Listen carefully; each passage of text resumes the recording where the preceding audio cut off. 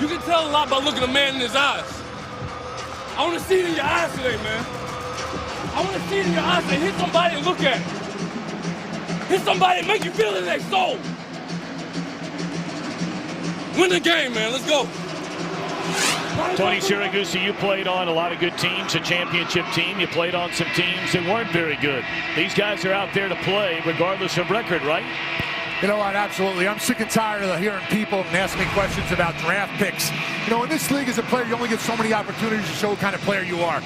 I had an opportunity, you know, to be in the tunnel with defense coordinator Terrell Austin before his team took the field. And he went and told his team, you know, the most important game you're going to play is the one you play today. In this league, you never stay the same. You either get better or you get worse. What kind of player are you going to be today?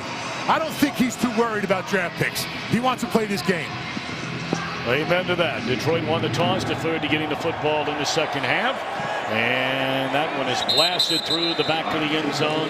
And the 49ers will get the football at the 20-yard line. Blaine Gabbert making his 7th start, 2 up, 4 down. 26 years young, out of Baldwin, Missouri. Played collegiately at the University of Missouri. Originally a #1 draft pick, the number 10 overall by Jacksonville in 2011. Started 21 games there in his first 2 years. Charles, he was sacked 62 times, and the Jaguars said, no, he's not our guy. That doesn't make a quarterback better. The line wasn't there, guys. Put it in the hands of Anquan Boldin, and he's just made NFL history.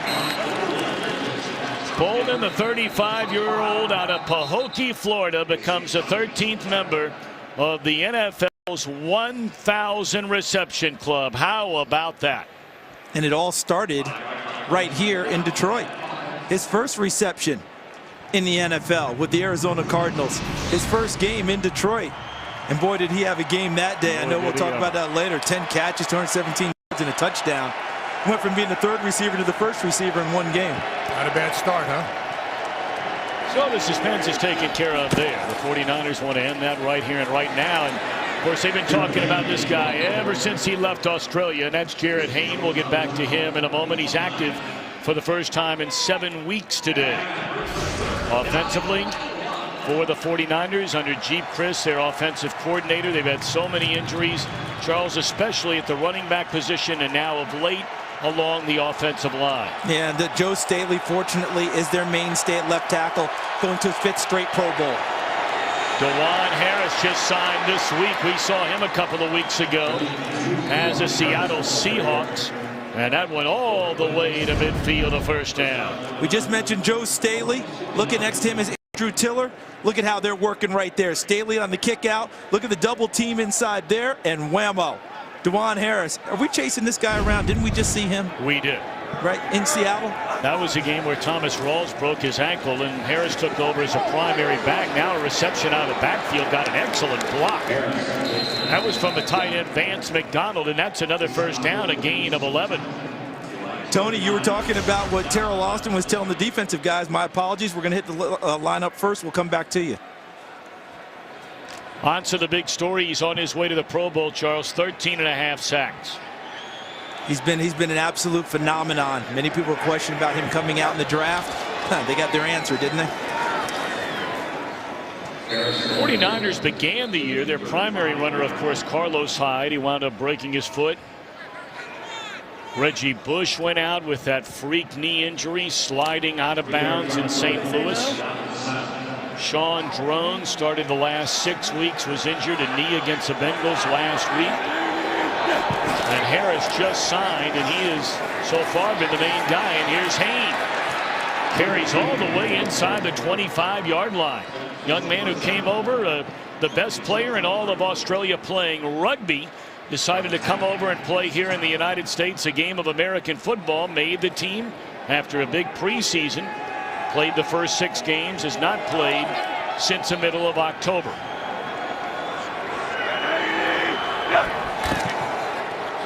Boldin, one man to beat. And that is vintage Anquan Boldin right there. Just muscles his way close to another first down, a gain of 9.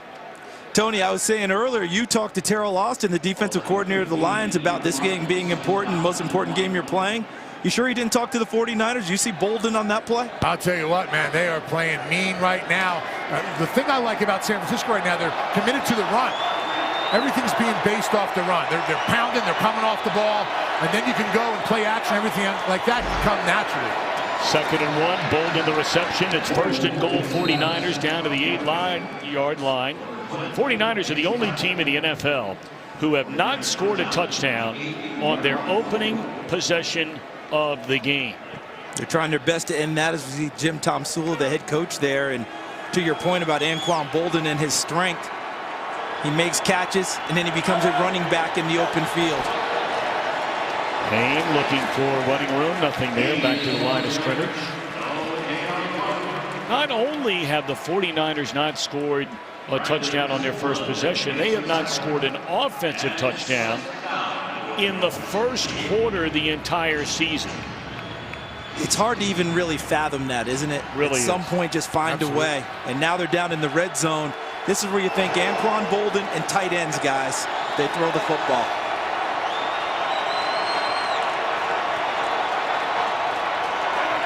Torrey Smith in motion, and they roll Gabbert looking for Bolden. He's well covered, and Gabbert, with a penalty flag down, might have lost a yard. So 3rd down and goal upcoming, depending, of course, on the penalty. Bill Vinovich, our referee today in Detroit.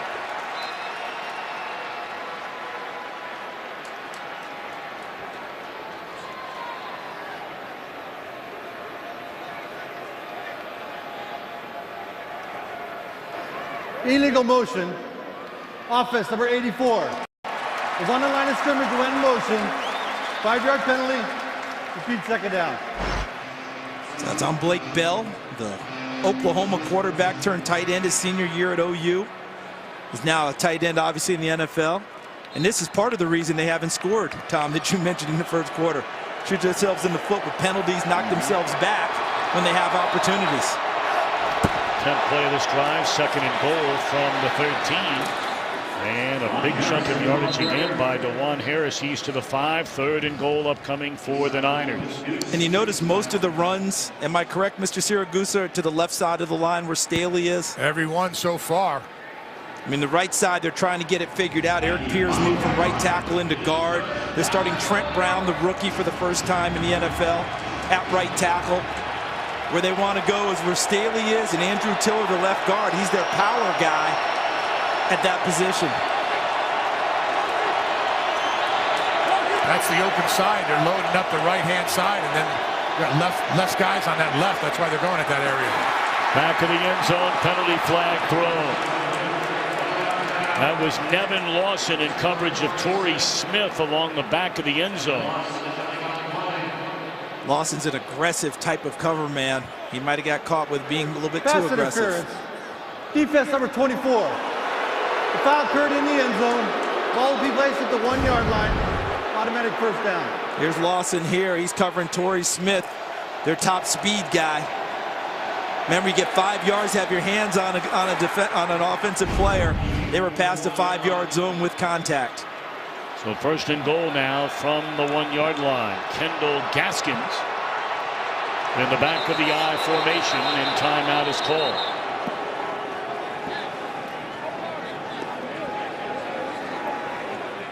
Not sure the Lions had enough players on the field,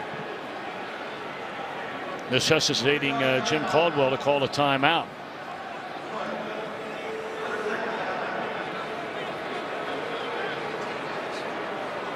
And that just drives people crazy, doesn't it? To think that you don't have your substitutions down pat by this stage of the season. But you get into holiday time and a team's not winning games, not going to the playoffs, sometimes focus, concentration can wane a little bit, which the coaches are always on the guard for. May have just popped up right there for Detroit, someone not knowing they need to be in the game. Of course, a year ago at this time, Jim Caldwell, in his first season as head coach of the Lions, was getting his team prepped for a trip to the playoffs. Wound up being a heartbreaking loss, controversial loss in the wild card round against Dallas. Fake the run, throw the pass, and that is a touchdown for Vance McDonald. And for the first time this entire year, here in week 16, the 49ers score an offensive touchdown in the first quarter of a game. Here's McDonald. He's going to slip off into the area there, show a little block, and then slide out. And look at the job by Eric Pierce coming out from the guard position to protect his quarterback from Hedebo in case he wanted to rush the passer. And no one needed that more than Vance McDonald, guys. Last week, two tip passes turned into interceptions. He needed that first catch to give him a little confidence today. Well, the ageless one, Phil Dawson, for the point after. He has had a great season. And that one right through the uprights.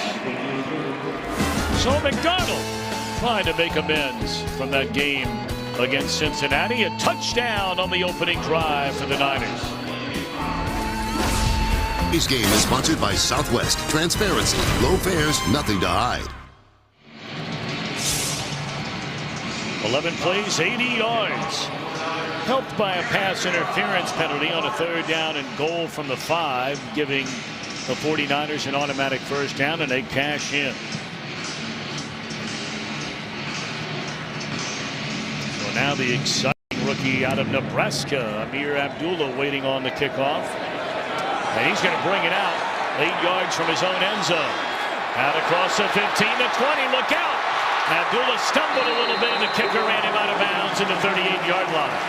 Well, he put the ball in his hands. He is an exciting play. A Motor City, Fox Theater, and oh, Marvin Gaye in Motown, where have you gone? Today's game is sponsored by Bud Light, the official beer sponsor of the NFL. 27-year-old Highland Park, Texas native Matthew Stafford, #1 pick in his 7th straight year as a starter. Trying to get to 4,000 plus passing yards in what would be a 5th consecutive year. He's the all-time franchise leader in everything. Twice he has led his team in his 7 years to the playoffs. Golden Tate, a gain of 12 on first down, and we take a game break. A lot of big ones around the National Football League today, and here's Mike Hill. Including the Panthers' undefeated march continuing down in Atlanta, trying to end their playoff hopes. Cam Newton with his 8th rushing TD of the season, putting the Panthers up 7-0. Remember, both of these teams started off 5-0 on the season, Tom and Charles. It looks like he's rocking the baby a little bit there. Yeah, he wasn't hitting them folks on that one as Mike Hill knows how to do. Well, you know, he started dabbing at the request of his younger brother, who's a high school quarterback in Atlanta. That's where Cam grew up. Quick strike on first down, and there he is, Calvin Johnson, a gain of 9. Jim Bob Cooter, since he took over, this offense has really gotten things turned around. Well, it's more mentality than anything, because the numbers, just the pure numbers, they don't wow you, but the way they feel about themselves. They're running the ball better, as Tony Siragusa has talked about. Calvin Johnson, they have to get him off the mark better than they have in recent weeks. But that offensive line under Ron Prince, they'll learn how to fire out and block people running the football instead of just absorbing pass protection hits all day. Run. Go. Run. Yeah. Purple. Ready. 2nd down and 2, and they're going to throw it. And Stafford just throws it away. And there's a penalty flag down on the far side in front of the 49er bench. And Tom, I think that was a call designed to try and get Calvin Johnson going. 2nd and 2, play action. You know, after you've established him to run a little bit. Offside. Defense number 55. Lined up in the neutral zone. 5-yard penalty. Results in a first down. So an automatic first down after Ahmad Brooks came too early. Eric Mancini, his first-year defensive coordinator, former NFL head coach. Boy, they lost a lot of players going back to the end of last year. Yeah, this isn't exactly what a defense coordinator signs up for. It's not the team that we've seen in recent years from San Francisco. But Navarro Bowman's return has been off the charts. Great story. Many remember Bowman had that devastating knee injury in the NFC Championship game, missed all of last year, and here he is, a Pro Bowler, his first healthy year back. Stafford on first down with lots of running room. And just short of another first down. Steps out of bounds at the 28-yard line. You know, we were talking about after the team came back from London, the team being the Lions, and they fired their offensive coordinator, Joe Lombardi, among others. General manager, team president. But look what the offense has done, Charles, winning 4 of the last 6. Yeah, I mean, things have jumped up a little bit. A big part of it is they're actually running the football better than they have in so long. Last 5 games, over 100 yards running the ball. Now for teams like Seattle and other teams that that's nothing. For Detroit, that's huge. They usually average 40 passes a game. Second down and a yard. And that'll be enough for a first down on the carry by Theo Riddick. Normally they have him catching balls in the passing game, but able to cash in second and short, and they'll move the chains. And I see Amir Abdullah's checked in now to the backfield. He's a guy you can do everything with. I think he will ultimately be a 3-down starting running back in the league. The biggest thing for him, ball security. Had troubles with it in Nebraska. He's had a few issues here in the NFL. When he learns to take care of the football, you want to feed it to him often.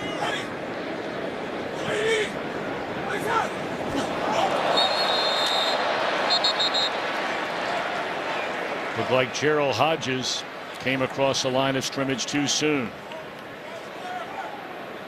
Matthew Stafford has a great hard count, guys. Neutral zone infraction. Defense number 51. 5-yard penalty. Still first down. Well, let's listen to what Tony just talked about.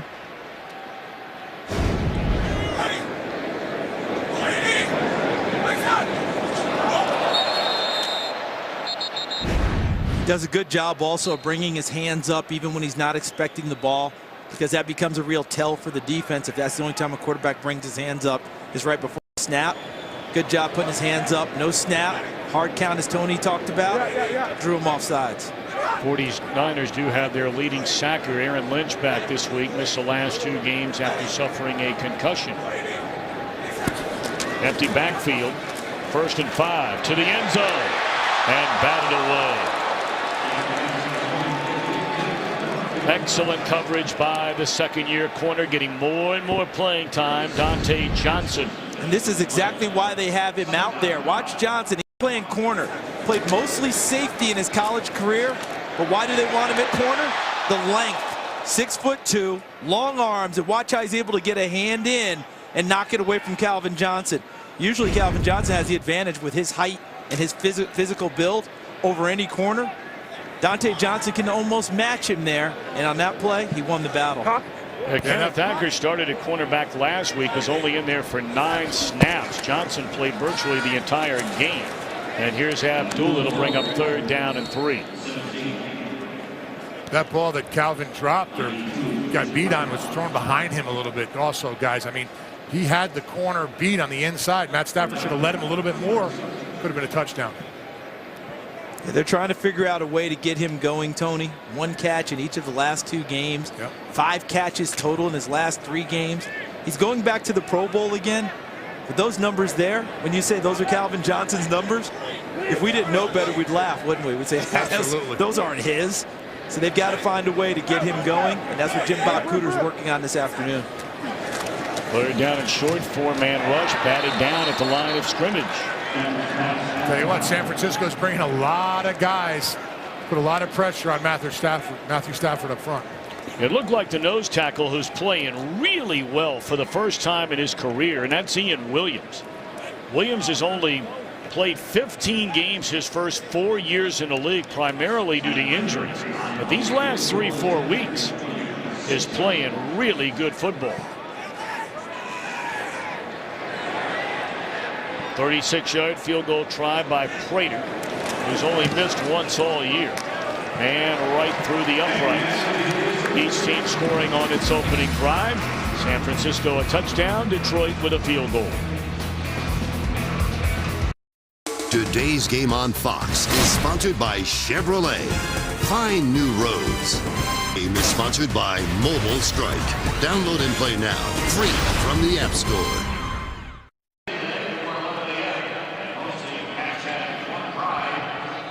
Matthew Stafford took him right down the field after a good return by Amir Abdullah. But The 49ers defense stands up, holding the Lions to just a field goal. See that guy right there, 81? He could have played defense in this league. Oh, yeah. What much he could not do. Look at that. Of course, they came in back-to-back years. Bolden with the Cardinals in 2003. His first catch, his 1,000th catch, coming against the Lions. And I love that graphic that he and one of his best friends in the world, Larry Fitzgerald, did the exact same thing. Their first catch and 1,000th against the same team. Yep. For Larry, it was the Rams. And the admiration Larry Fitzgerald has for Anquan Bolden and vice versa, it's impressive. Larry Fitzgerald told us earlier in the year he's the toughest man I've ever played football with.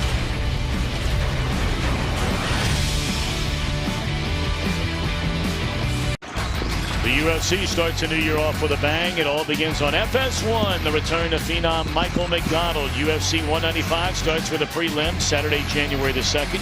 7:30 Eastern, only on FS1 and streaming live on Fox Sports Go. Think there's any chance that his entrance music is Doobie Brothers or Michael McDonald? Wouldn't be bad. Huh? Can we connect that? Be even better when Michael McDonald did the remake of all the Motown tunes. Now I'm with you now. Now we're in. Anquan Bolden, that'll be a gain of 5 on first down. Well, for the 49ers, a wild year. Of course, Jim Harbaugh and the team part ways. Jim Tom Sula takes over as head coach. Off-season retirement, suspensions, free agents leaving. The roster nowhere near what it's been. And then Colin Kaepernick ineffective. Wound up being benched, got hurt. Wasn't even allowed on the sideline, Charles, last week. In theory, couldn't protect himself after injuring his non-throwing left shoulder. And now Blaine Gabbert starting for a 7th straight game. You mentioned at the top of the game, and Tony and I stepped on each other a little bit, the 62 sacks that Gabbert absorbed. He's had a chance to get away for a while, kind of heal up a little bit.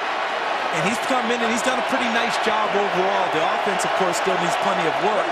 But Blaine Gabbert showing more about why he was a #1 selection. He does have talent. Third down, Bolden. Excellent open field tackle made by the corner many felt should have gone to the Pro Bowl. And that's Darius Slay. There is a penalty flag down on the field. Now, one of the issues they do have, though, and I'll finish after the call. Pass interference.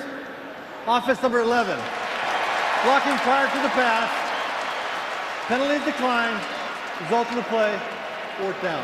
But one of the issues they do have, though, is so many check down passes by San Francisco. That's 3rd down and 4 they needed. They threw the ball right at 4 yards to get to the first down. Way too short. They've got to figure out how they can press it downfield enough and put pressure on the first down sticks. On that play, you throw it, now you're having to run back, having to get, or your receiver has to get 4 or 5 yards. That's tough to do time after time. Completion is great, but it doesn't really help you. Rookie Bradley Pinion puts a foot on it, and a fair catch at the 25 by Golden Tate. 3:54 to play in the opening quarter. The 49ers in front 7-3. Happy holidays from all of us. We've been together the last 16 weeks. Our graphics department, Alex Olson. There's a man who makes it all happen right there, Bob Muller, making sure everything works. Tom Barbary, our statistician, our spotter up here, Scott Snyder, who, I tell you what, he's a brave man. He said his ugly Christmas sweater, being a Columbus, Ohio native, was wearing a Michigan sweater today. I think that's an Ohio State fan. We're going to need security to get him out of here. Well, that's why we have Carl up in the booth, who is the president of the Mark D'Antonio fan club. First down carry, Theo Riddick for a yard. Of course, the Spartans are in the college football playoff. In less than a week, they'll be playing Alabama in the semifinal. And don't forget, the Big Ten champion a year ago, Ohio State, beat Alabama in the semifinal. Had to get that one in, right, Tom? You got to get it in. I got you.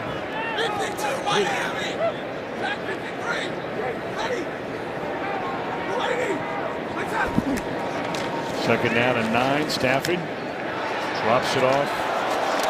Out of the backfield to Theo Riddick, about a yard short. Let's send it back to Mike Hill for a game break in L.A. Well, I'll take it over from Mike Hill just a little bit here. And Indianapolis taking over against Miami. That's Frank Gore. Best run of the year, longest run of the year, 37-yard score. They lead 8-0 at Miami, needing to win to keep their playoff hopes alive. Tom? I beg your pardon, Mr. Menifee. I want to know if Kurt, I just have to know. Have you heard from Steve Harvey yet? I want to know, because we saw pregame. We saw the pregame. That was good stuff. I want to know if Steve's called in yet. That was pretty good there, Kurt. Now, are they going to run it on 3rd and a yard? They are. And not close. It's, I mean, depending. The 49ers are saying no. No, and no. That'd be the biggest stretch and bad spot we've seen all year. They're not close. Mike Purcell and Tony Giardetti, along with Navarro Bowman, all three converging on the stop. Tony, did you see that? Who won the line of scrimmage there? Oof, San Francisco won it big on that play. Hey, they built a wall right there on the line of scrimmage. That's why there was nowhere to go.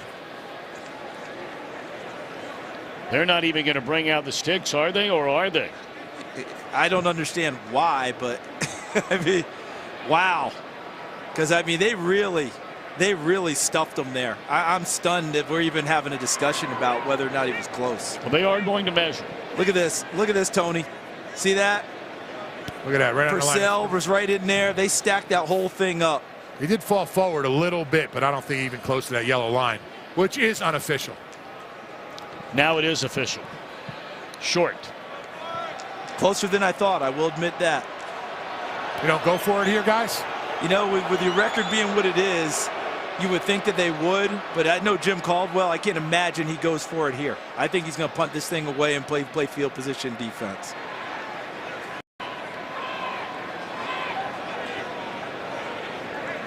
But if you're San Francisco, I'd put on punt safe here.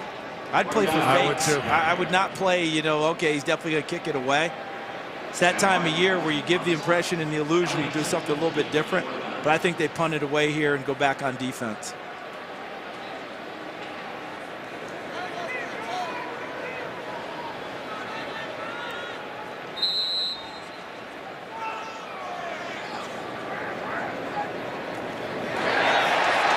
And they do fake it, and it is a first down, so you guys just called it.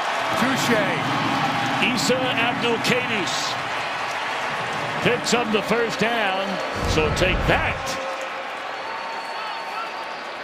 And this is his second one of the year, guys. His first one went for 30 yards off of a fake punt. This one he picks up the necessary yards for the first down.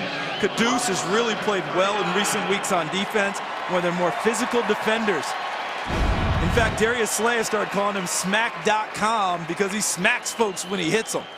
And Kaddous that time smacks it forward and picks up a first down. Yeah, those guys inside for the defense for San Francisco are standing up. Easy to block those guys.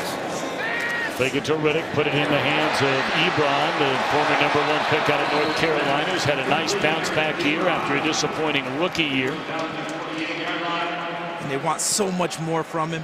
When you talk with Detroit people, they absolutely drool over his potential. Their thing is continue to get consistent with your hands, Eric Ebron. Catch more of these footballs, and then they'll expand more packages for him because he is that type of tight end that you can do everything with. 2nd and a yard.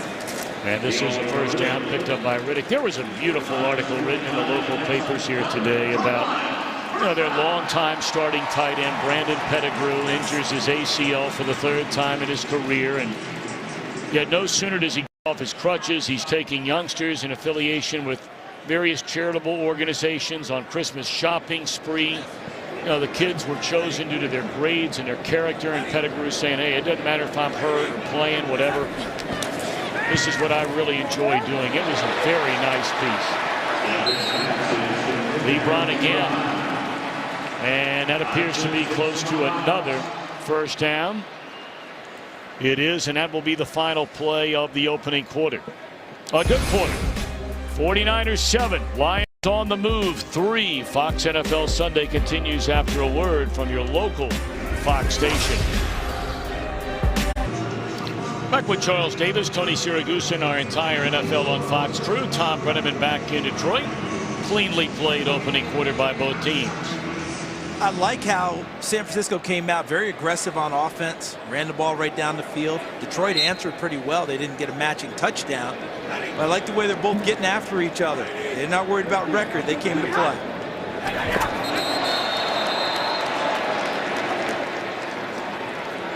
Look like Jimmy Ward will be whistled for the infraction. That will be the 4th penalty in this game for the 49ers. Neutral zone infraction.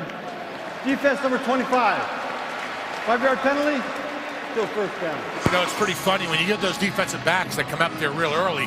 They should delay themselves a little bit. They have the speed to go and compensate for being right on the line of scrimmage, but it gives them a little time to see where those big offensive linemen go and find the little holes to come through. They don't need to be coming right when the snap goes. Yeah, I would think about taking a shot here. If I'm Detroit, I love the field position. The safeties are playing awfully deep here in their cover 2 look. Well, they hand it off to Riddick, and he's very close to a first down. Needed to get to the 29. Well, you go back to that heartbreaking loss in the wild card round last year, and then, of course, out goes Sue to Miami, and comes Haloti Ngata. They begin the year 1-7. They fire their president, their general manager, their offensive coordinator. Won 3 in a row after the bye, and just when you thought maybe they're getting back in the hunt, that crushing Hail Mary against the Green Bay Packers.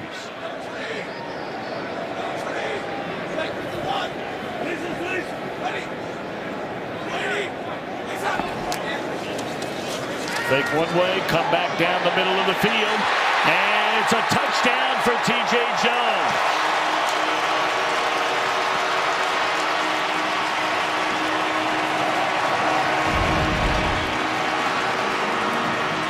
A lot of cushion down there, right, Charles? A bunch of cushion. Jones is going to go in here, but watch the safety come up here. That leaves a vacated area. Eric Reid came up in an inverted look and played the play closer to the line of scrimmage. That actually opened up the area for T.J. Jones to get into, and he beats Dante Johnson with a nice pass from Matthew Stafford for the touchdown. And that is the first career touchdown for T.J. Jones. 9 catches all year long, but 8 of them have come in the last 3 games as he's getting more and more playing time near the end of the year. I like the aggressiveness of Jim Bob Cooter. They had excellent field position, and they took the shot downfield. This is what the officials are checking out now to make sure it's actually a touchdown. Remember, all scoring plays are reviewed upstairs. Did he actually get in? They're getting the go-ahead, so I'm assuming the answer is yes. And now the point after by Matt Prater from the hold of Sam Martin, and it is good. So for the first time today, the Lions find the end zone. The first time in the career getting there for Jones in a 10-7 Detroit lead. Game is sponsored by Microsoft Surface, the official tablet of the NFL. By Pepsi. Go behind the scenes of the Pepsi Super Bowl 50 halftime show only on Pepsi.com. And by Colonel Sanders Kentucky Fried Chicken. It's still finger-licking good. Well, Jim Caldwell pulls off the fake punt to keep that drive alive and wound up 9 plays, 74 yards, and a touchdown for Jones, and the first lead of the game for the home team. I think they're playing the game much more in the image that Jim Caldwell had in his mind about what he wants to do. Being able to run it better, take some shots downfield, as we just saw to T.J. Jones. And the fake punt, a little extra aggressiveness thrown in. Bruce Ellington still on his feet across the 25, flag down as he crosses the 30.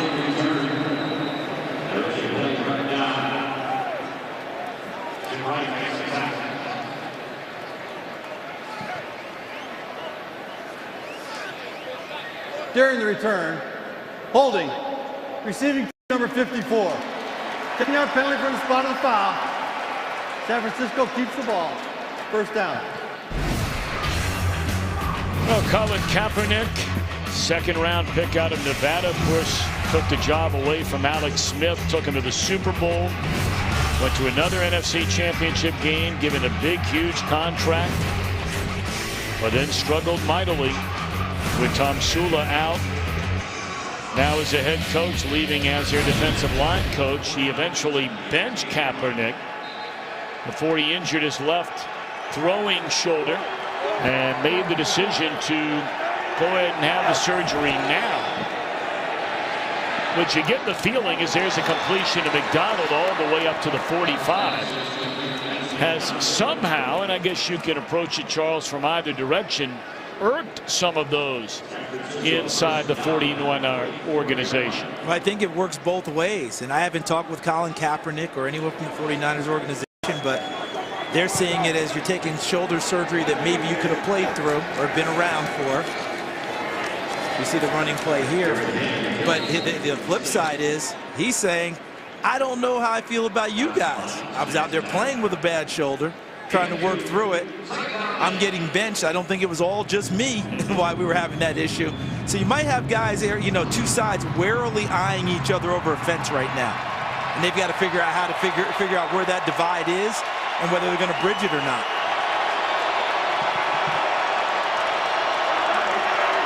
Second down and 8. Gabbert hands it off to DeJuan Harris, and that's a big run inside the 40, the 35, and down to the 29-yard line.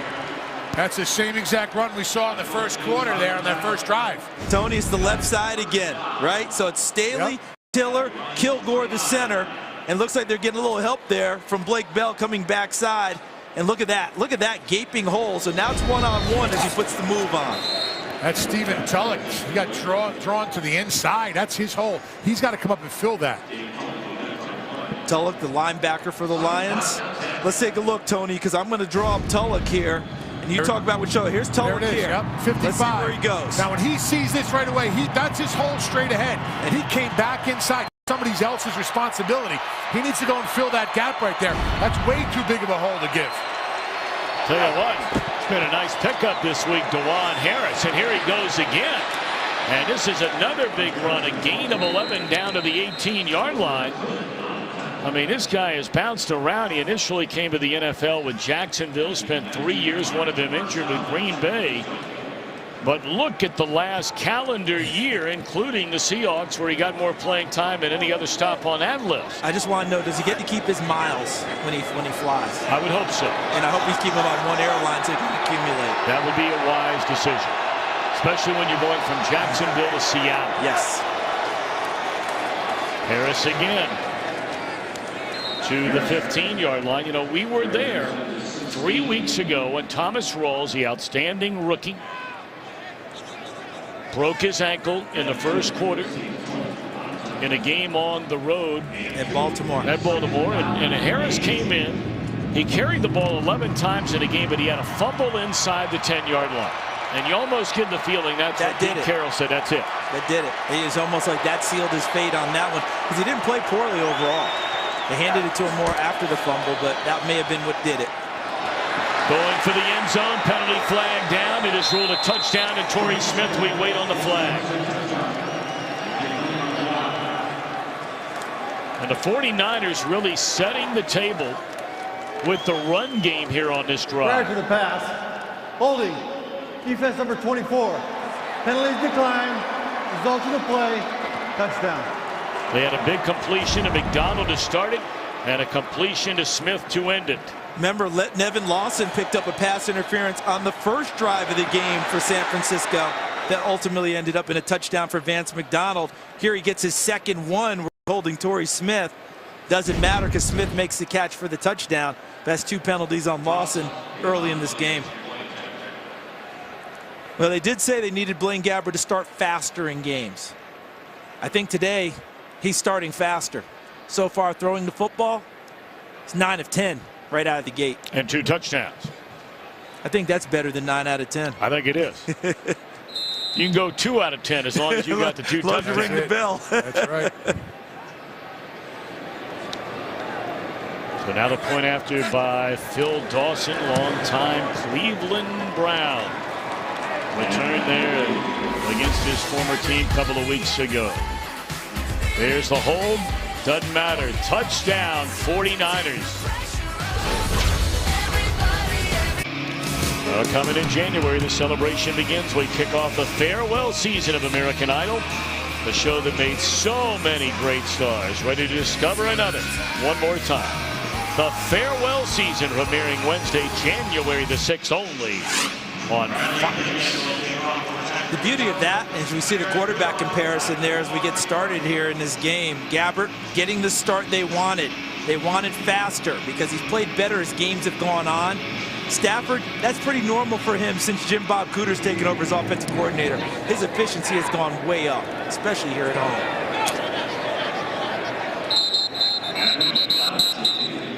Certainly hope everybody had a Merry Christmas and a happy holiday season. Dane Crawford down in the truck. Camera guys traveling with us every week. Our producer on the right, Mark Titleman. Our director, Greg Scopatone, on the left. Moonlighting as a singer and playing solitaire, the multi-talented Jeffrey Osborne. Nice. You know, when you can multitask like that, you're big league. Well, he's had a great career as a singer. He can do it all. He can do it all. It's the more you can do, just like the NFL. That's exactly right. Is that the version of long snapping there? Run! Ready!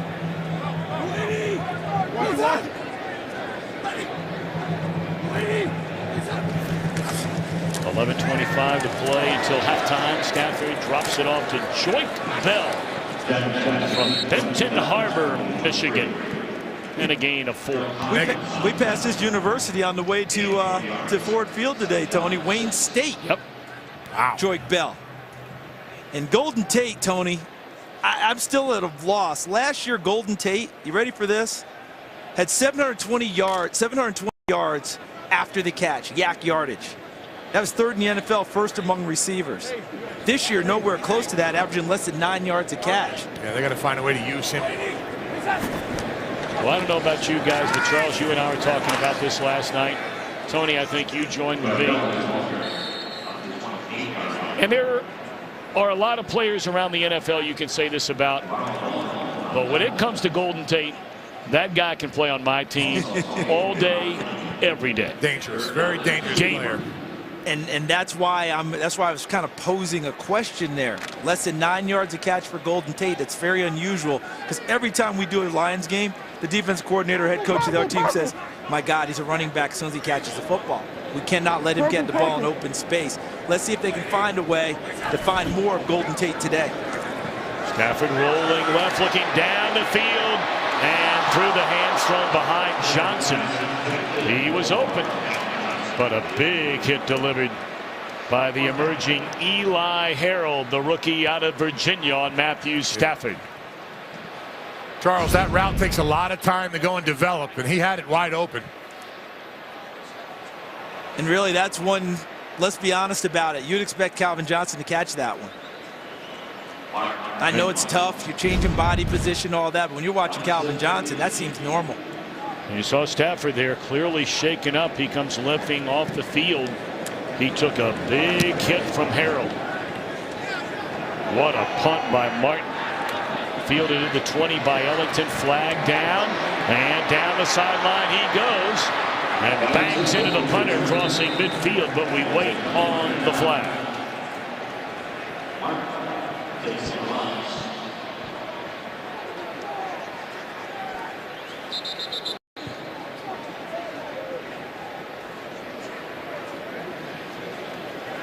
They're going to have a look at Stafford over there on that Lions bench.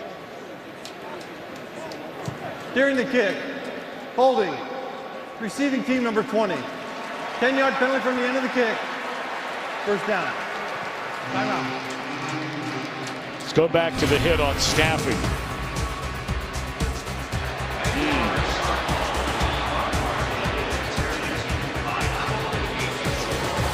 Today's game is sponsored by Burger King. Now get 10 chicken nuggets for $1.29 only at BK.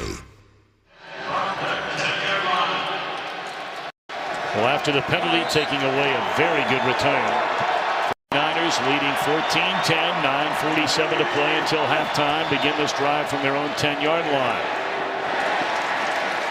Having to get rid of that in a hurry. Being chased by Nada is Gabbert, incomplete. And Stafford, after taking that hit, he got some attention over on the sideline, guys. I've been watching down there to see if Dan Orlovsky went into hurry-up mode, throwing the ball around, getting loose. That's not happening at all. He's actually sitting over there next to Stafford. So I expect Matthew Stafford back. He's a pretty tough guy. Well, Charles, you made the point. As Hayne is looking for a running room, not much there, a couple of yards. You take away that rookie year when he had the shoulder issue. Of course, he had the unbelievable game when he led him to the comeback and win against the Cleveland Browns with the separated shoulder. He has been a very durable quarterback. Guys, 78 straight starts coming into today in regular season, 80 with playoffs. That's very durable for a quarterback in the NFL. So rare.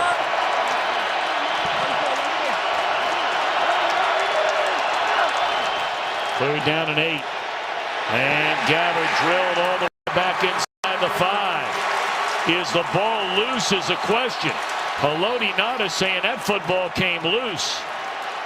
And there was no signal that it was down or anything. They let it play out. I watched the officials the whole way. And it does belong to Detroit.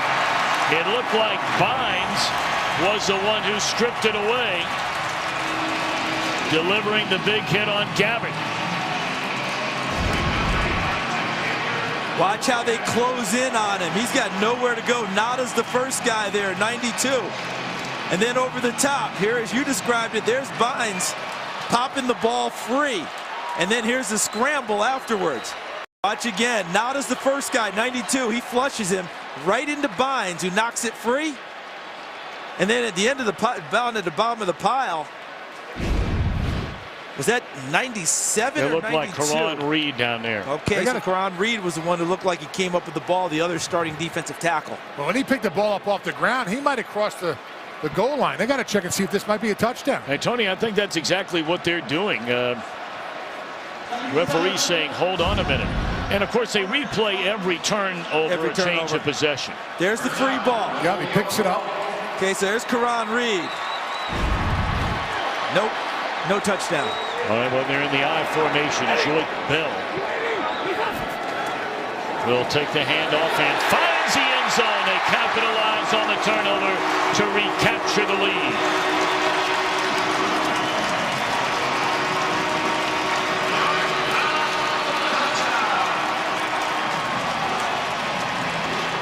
This team's doing so much better job blocking in the run game.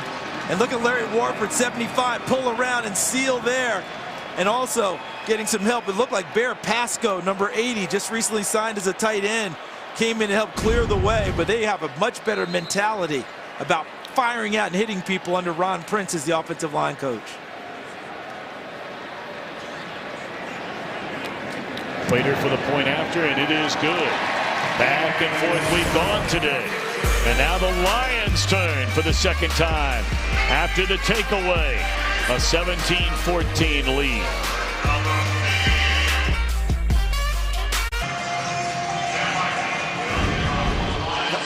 So Joyke Bell scores. Who says these Lions fans aren't into the game? Hey, ho. Oh, they're having a good time. They're having a good time. Hey, it's a supportive group now. You think about the years of long suffering with tough seasons, these Lions fans still come out and support their team. You know what? You would be hard-pressed to find better football fans in the country than two organizations that have suffered for a long time. Detroit and Cleveland, Ohio. And, of course, in Cleveland, Charles, I think they would have accept what little success even the Lions have had in recent years just to get to the playoffs a couple of times. But you know what? We started the game by wondering, what do these guys have to play for? You talked about it. Tony talked about it. Both teams are playing very hard and playing pretty well. Yeah, we did talk about Calvin Johnson. You know, what's going to happen with him. But even more so, are they going to get him going in this game? Right. Not so much so far. But how about Blaine Gabbert from San Francisco 49ers? Could he cement himself as the #1 quarterback? He's playing very well to get this game started for the Niners. So now San Francisco's turn. They'll turn and hand it off to Kendall Gaskins. And he's dropped for a 2-yard loss. And we drop into Kurt Menefee for a game break in L.A.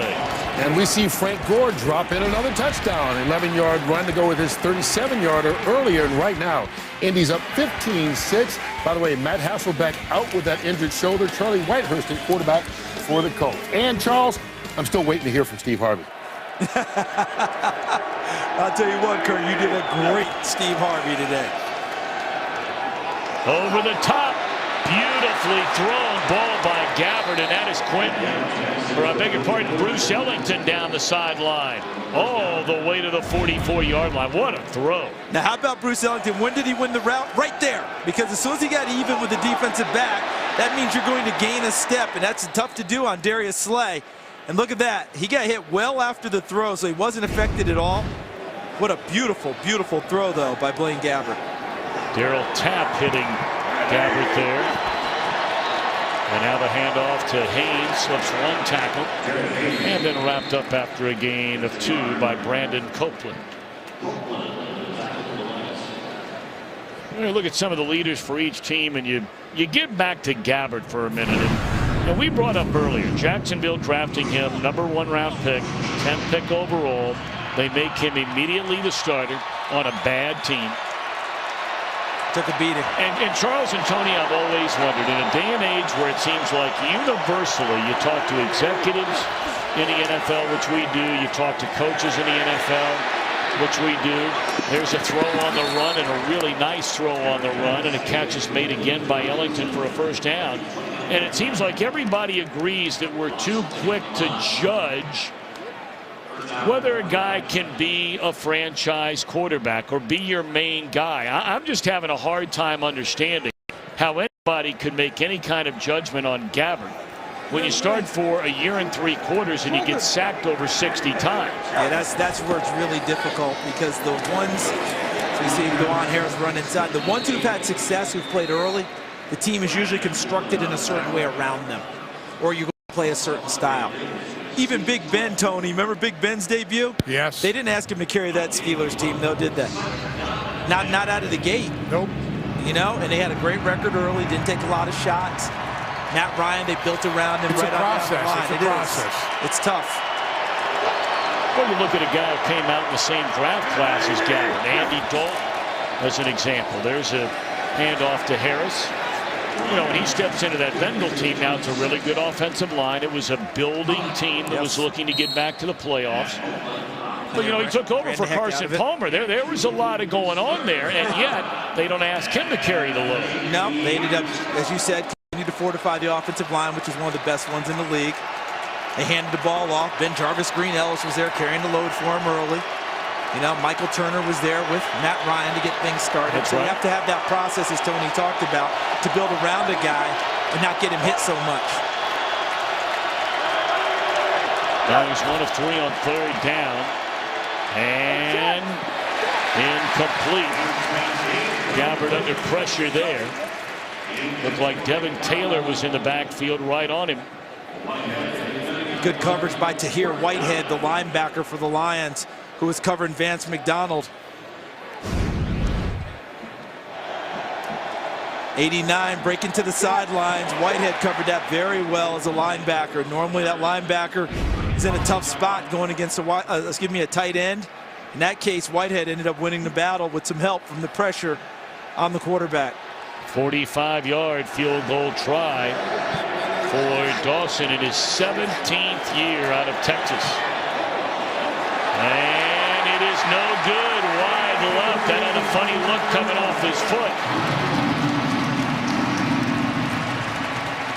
You mentioned had a funny look coming off of his foot. Let's see if all the mechanics were right for him. Bradley Pinion, the punter, gets it down. Yeah, I think that this one's more on the kicker than it is on anyone else. Looked like the snap and the hold were fine. Gets it down. Laces are away. Now, kickers often want the ball a certain way, whether someone want it tilted straight up, someone want it bent a little bit to the left or the right. I don't know about that part of it for him, but everything seemed to be okay. Just a rare miss for Phil Dawson. That's his long snapper coming over to talk to him there, Kyle Nelson. So now with 5:37 left to go, the 49ers missing on a chance to tie the game. And now the handoff to Abdullah. And he's chopped down after a gain of 10 up to the 45-yard line.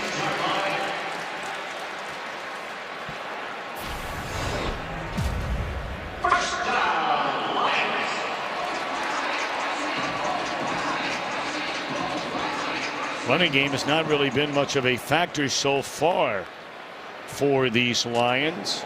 43 rushing yards on 11 rushing attempts. Number 20, back 53. Phil. Ice. Waiting. What's up? Short completion to Bell, and he stopped at the 49-yard line. It'll bring up 3rd down and 6. It's funny when we talk about Eric Mangini, the defensive coordinator for the 49ers. I asked him, what is he seeing about Matthew Stafford's development? He said the willingness to take the check down has increased over time. You know, he's such a strong-armed guy, thinks he can get it through anything, fit it into any type of a slot. But his patience has grown as he's developed as a quarterback. Just saw an example of it there, checking it down to Bell. Hey, tag 51, we're good. Tag 51. Big Ace. 60. Yeah. 60. Waiting. They hand it off on 3rd down and 5. And stuffed right at the line of scrimmage, or 2nd and 5, I beg your pardon, on Ian Williams. So 3rd down coming up. Now they've got 2 running backs coming into the game, both of them excellent pass receivers. Theo Riddick will wear 25. Amir Abdullah will wear 21. So that gives him 2 options if he does have to swing it, check it, and not get it downfield to a Calvin Johnson or a Golden Tate. 2 terrific guys who can catch the ball, and one of them looks like he's going to split out into formation.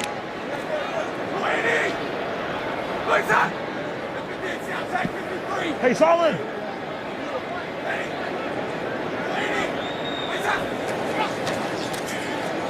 Abdullah the catch, and what an open field tackle, denying Abdullah the 1st down made by Acker. We talked about Acker. He's been starting every game, but very, very limited playing time. He might earn a little more with plays like this. Watch what happens when you look to the left of the screen. They read it fast, and one of 2 are going to make the play, either Acker or Eric Reed, 35. Look at that. They've got him pinched in. He tries to put a move on, but Acker strips his legs out and forces him to punt it away. Now we've seen a fake already by these Lions today. Caduce converting on their last drive.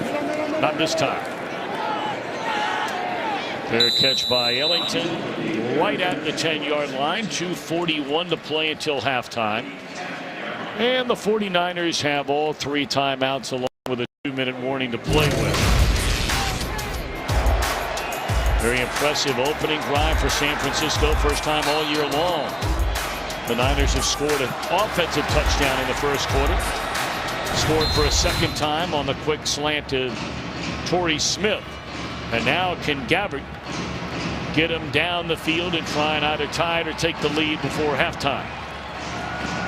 And I don't think you go real conservative here if you're San Francisco. Record being what it is, you got to find out about Blaine Gabbert as well, don't you? So you turn this thing loose and you try and run a 2-plus drill to try and get yourself in the scoring position. Don't just try and get to the half down 3. Run offense and see what you've got. Well, I can promise you down under where Hayne hails from, they are going crazy about his playing time so far here today. He's not played since the middle of October. And if any of you happen to know some Australians that are here in the United States, man, you bring up this guy's name. He is truly a national hero, a legendary figure in Australia. And the quick crossing pattern and the catch made by McDonald, and that's a 1st down to the 35, and it brings us to the 2-minute warning. The difference right now, the turnover, which led to the go-ahead touchdown.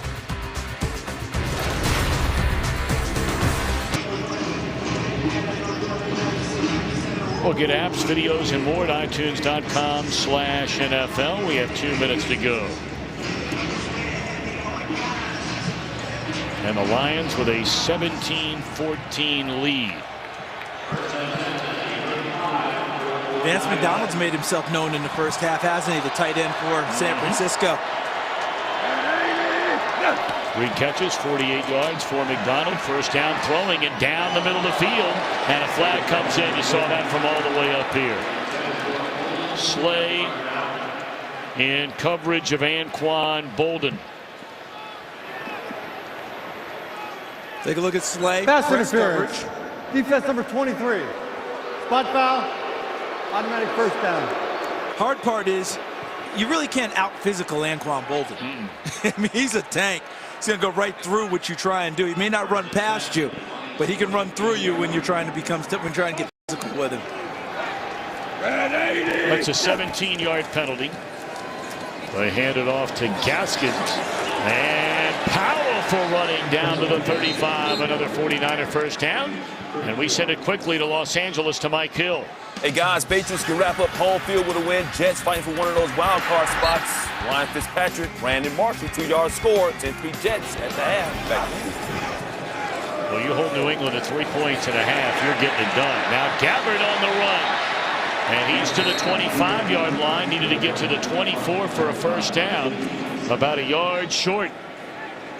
One of the most underrated aspects of Blaine Gabbert and his game is his athleticism. That was on display for him from the time he came out of college. Didn't get a chance to flash it as much early in his career. You saw it there. He can move well in the pocket, and he can break the pocket and pick up big yardage.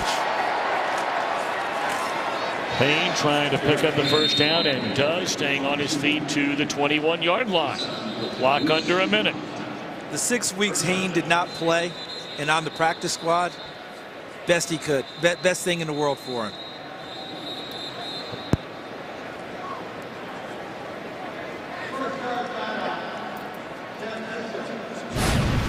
Coming up on the Visa halftime, the AFC wildcard has been a game of musical chairs as the Chiefs, Steelers, and Jets look to secure a seat at the playoff table. Plus, the Houston Texans hold the key to the AFC South. A win today eliminates the Jags. But are the Colts still in the hunt? We've got all that. And what are you guys doing? That's the way most boardrooms are now. People are sitting next to each other, and instead of talking, they're texting. You ever driven your kids to school and it gets quiet in the back seat now? Back then it used to be mischief. Now they're just talking to each other so that mom and dad don't hear. I don't know. It looked like Coach Johnson's thumbs were a little slower than Michael's. Well, you know, it's a generational thing there. You know. It is. You know how that is. I mean, I'm the one tapping with one finger, and kids are laughing at me. I like the microphone and just say it. You know, so much easier. See, that's next level stuff right there. Well, they're worried about Staley there momentarily. Their all-pro left tackle stays in the game. First down, and that's a bullet. With an eye on Patton, and it's broken up by Nevin Lawson. Good play. It's a really nice play by Lawson, because as you described, that thing was thrown well and right on target to Patton. Lawson makes the play at the end, wraps him up, gets an arm in front, and knocks it away from Patton. The ball could not have been better thrown than that one by Blaine Gabbert. Terrific play on the corner by Lawson. Second down and 10. Blitz coming. Pump fake, look into the end zone, and Lawson again in coverage, again with Patton in its third down.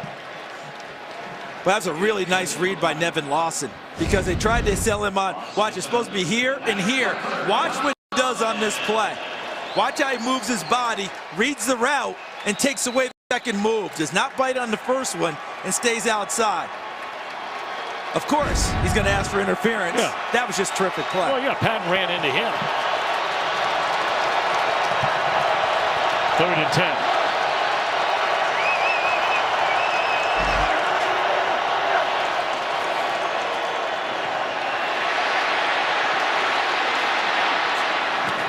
Gabbert throws, and it's incomplete.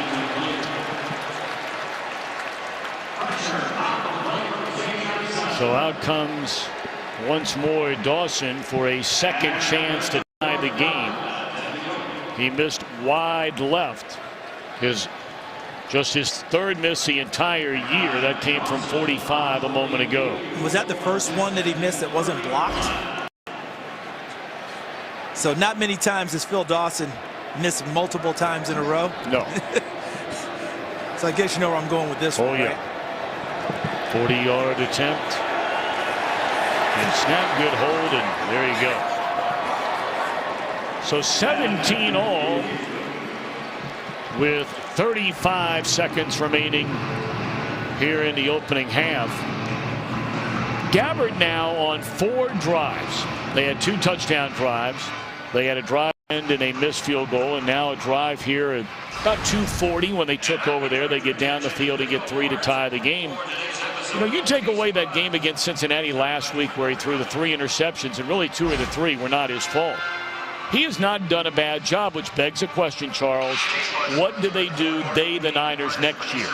That's going to be a huge question mark for them. First, they've got to figure out where they are with Colin Kaepernick, whether this is going to be a divorce or some reconciliation. Second part is, if they're going to go with Blaine Gabbert, continue to build around him. They've got to fortify the offensive line. These running backs today are running very well, so I think you've got to give that line credit for getting that done and decide what they're going to do. What's your identity on offense?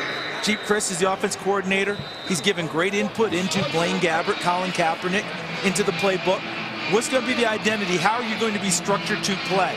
Because if you're saying I'm going to the college draft to get my guy, I wouldn't be bullish on that this year. I don't think there are a ton of great quarterbacks coming out. So if you're going to commit to him, what do you do to build around him and accentuate what he does?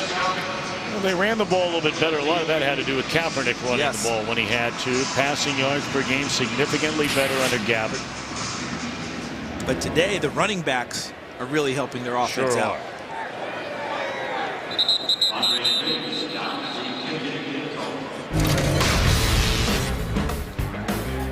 The fake punt inside their own 36-yard line led to a touchdown. Jones, his first of his NFL career. They took advantage of the Gabbert fumble down near the 1 and scored when they handed the ball to Jordan Bell to take the lead. For the 49ers, tie it on the field goal from 40 by Dawson. 35 seconds left as Stafford trying to get him in field goal range for Prater, who has a big leg.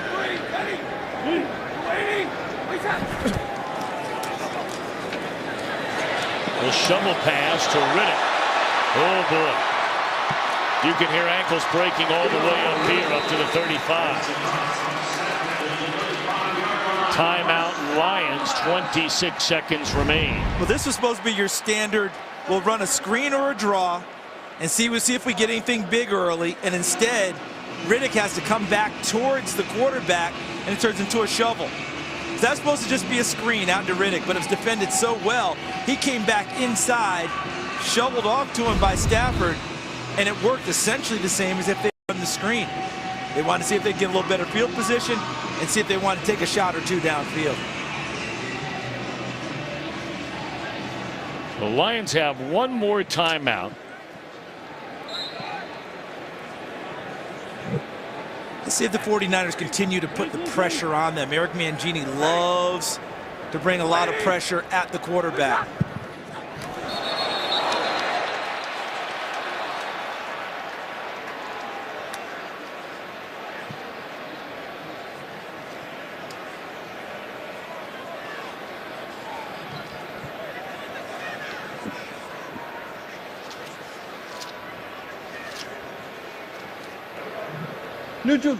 Neutral zone infraction. Defense number 91. 5-yard penalty. Still first down. That's a rookie, Eric Armstrong, #1 pick out of Oregon.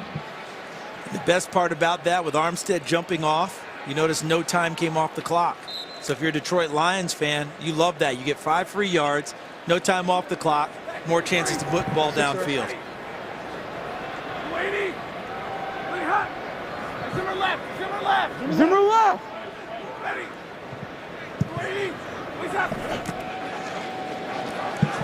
Stafford sacked all the way back to the 34-yard line by the Pro Bowler NaVorro Bowman.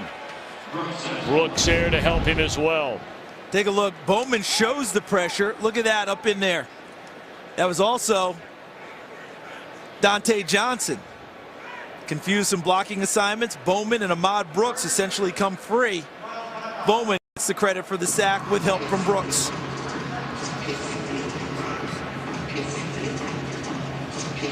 I mean, NaVorro Bowman coming back from that knee injury, Tom and Tony, is unbelievable, isn't it? It really is. I mean, that was just a horrific injury in the NFC Championship game in Seattle. Missed the whole next year in 2014. And now he's back and going back to the Pro Bowl. And really excited about going back. So he's taking everyone with him this time to go enjoy the moment, because that's been a lot of rehab, recovery, a lot of pain to get back to this level as one of the top players in the league. Hey, ice.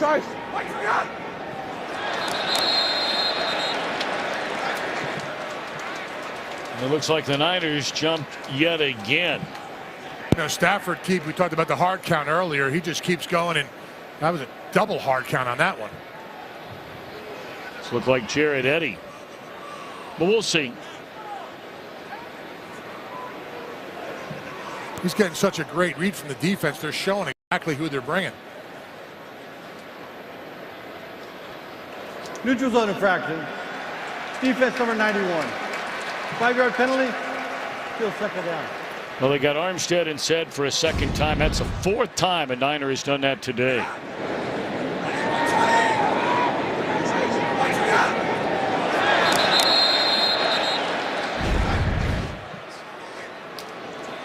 that'll make a head coach react that way, won't it? Tom Sula is saying the center. Travis Swanson is moving the football. To read his lips there a moment ago. Ricky.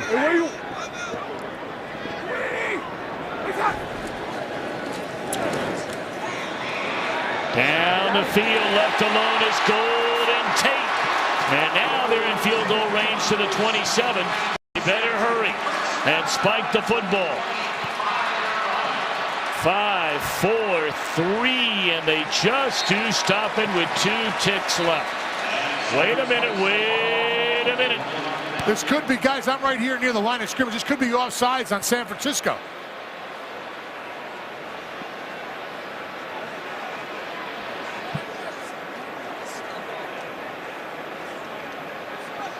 They're going to get them for not being set. Okay, let's see. I mean, if we go through all these permutations, let's just see what they come out with.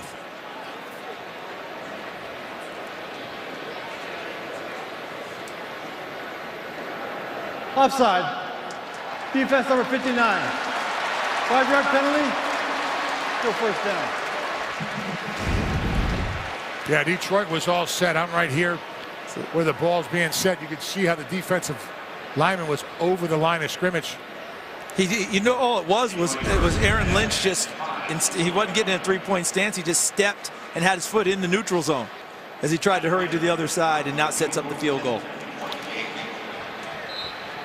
Spotted at the 28, a 38-yard field goal try by Prater to give him the lead on the final play of the opening half, which he does. So they say to the veteran Matthew Stafford, 40 seconds to go in the half. Let's take a shot. At the end of the first And after half. the big strike to Golden Tate, the Lions lead at halftime, and we'll send it to Kurt Menefee and the entire gang. Fox NFL Sunday back in Los Angeles begins now. Today's excitement brought to you by Nissan. We talked about back and forth. 49ers scoring their first quarter offensive touchdown of the year. The Lions answered back the first career touchdown for T.J. Jones. Back came the Niners. Gabbert to Smith, but then a fumble on a sack of Gabbert gave the Lions a lead. Niners would tie it. And that was today's excitement brought to you by Nissan. All right, Charles Davis, all in all, 2 teams out of the playoff picture, but you never know it the way they're playing. It was a good first half. It was a good first half, and we saw things out of both teams that I think they both want to increase in efficiency and maybe even looking towards next year. How about the way the 49ers ran the ball in the first half? Yeah. That was a big deal for them. For the Lions, seeing them able to get the ball downfield in a short amount of time at the end of the half, get that field goal, run a 2-minute drill the way it's supposed to be run. That was impressive as well as the big play they had on defense that knocked the ball free and led to a touchdown. Let's check in downstairs with Tony Siragusa. Charles, I absolutely agree. A physical game, run game. Had a chance to talk with Coach Caldwell. That's the one thing that he was upset about. He thought, my guys came out, we're playing hard, but defensively, we cannot give up those yards on the ground. Gave up 122 yards rushing, and that's not the running backs. That's the quarterback, too. So that's something that they want to go and concentrate on and try to stop them from getting those big gashes on this defense. Well, we talked about Calvin Johnson. You know, would this be his final game in a Lions uniform here in Detroit? Started the day by visiting and signing autographs for a lot of the fans here. But, Charles, after that first possession and a catch. They went to him twice, one batted away, another thrown behind him, and that's been it. You know, people have talked about, remember last year he had ankle injuries. You know, he had a lot, it really decreased his play. In recent weeks, he's been on the injury report for an ankle again. Some people are wondering, is that part of what the problem is? We talked with Jim Bob Cooter, the offensive coordinator. He said, I've got to do a better job of creating more opportunities for him. We'll see how it unfolds in the second half as we look at the first half stats. I mean, when you look at third downs, that's where Detroit has kind of fallen down 0 for 4. They need to increase that efficiency, obviously. And some fans may be wondering, now why in the world would you let a guy like this even contemplate letting it go? And we're not suggesting that they're going to do it. It's just been talked about here in Detroit. If you count the total amount of money that Calvin Johnson counts against the NFL salary cap, his salary is around $15–16 million, but his total cost on the cap is $24 million. That's where things get dicey. And, you know, look at these numbers. And your point is well taken, Tom. No one in the league would ever say, hey, I'm just going to let Calvin Johnson walk. I mean, he's still a terrific player. I would liken his position to make it similar to what Larry Fitzgerald went through in Arizona a few years ago. In that case, it was money, as well as how are we going to use you in the offense going forward. And here's the owner and the chairman of the Lions, Mrs. Martha Firestone Ford, who has taken full control of this organization now. So she's going to be fully involved in these conversations. But remember, Bruce Arians told Larry Fitzgerald, I need you to move to the slot. I'm not going to use you the way I've used you in the past. Are you willing to do that? Now, whether they're willing to tell Calvin Johnson, we're going to change your role, that's up to the Lions and their organization, and that'll enter into the conversation. But you know what, at the end of the day, that's what winning organizations do. We're not saying that should be the route for Johnson, but having the guts to look a guy, Hall of Fame player in the eye and say, it's either this or we got to move on. Last thing I'll say on it, Arizona had a plan. They sure did. The Lions will have to reveal what their plan is because they don't even have a GM right now. Amir Abdullah out of the end zone and stumbles his way to the 17-yard line.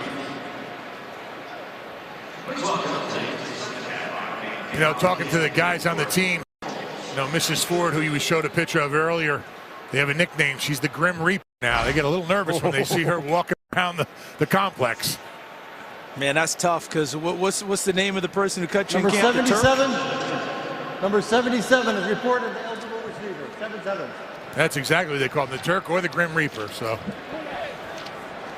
well, since they've made some few big moves, no one likes to see people lose jobs, but things picked up for the Lions when the big moves were made. I only thought my wife called her husband that. First down, play fake to Stafford down the middle of the field, and guess who? You got it. Calvin Johnson, a first down up to the 30-yard line. This vintage Calvin Johnson here. Watch how he uses his frame to keep Jaquiski Tartt, a rookie who's played well for them at safety, away from the football, shields him off with that big frame, and goes up and makes the catch. I hope Calvin has a better second half. I mean, he had the first catch in the first half, and we didn't hear from him anymore. Hopefully in this second half, they go to him a little bit more. Hey. 53.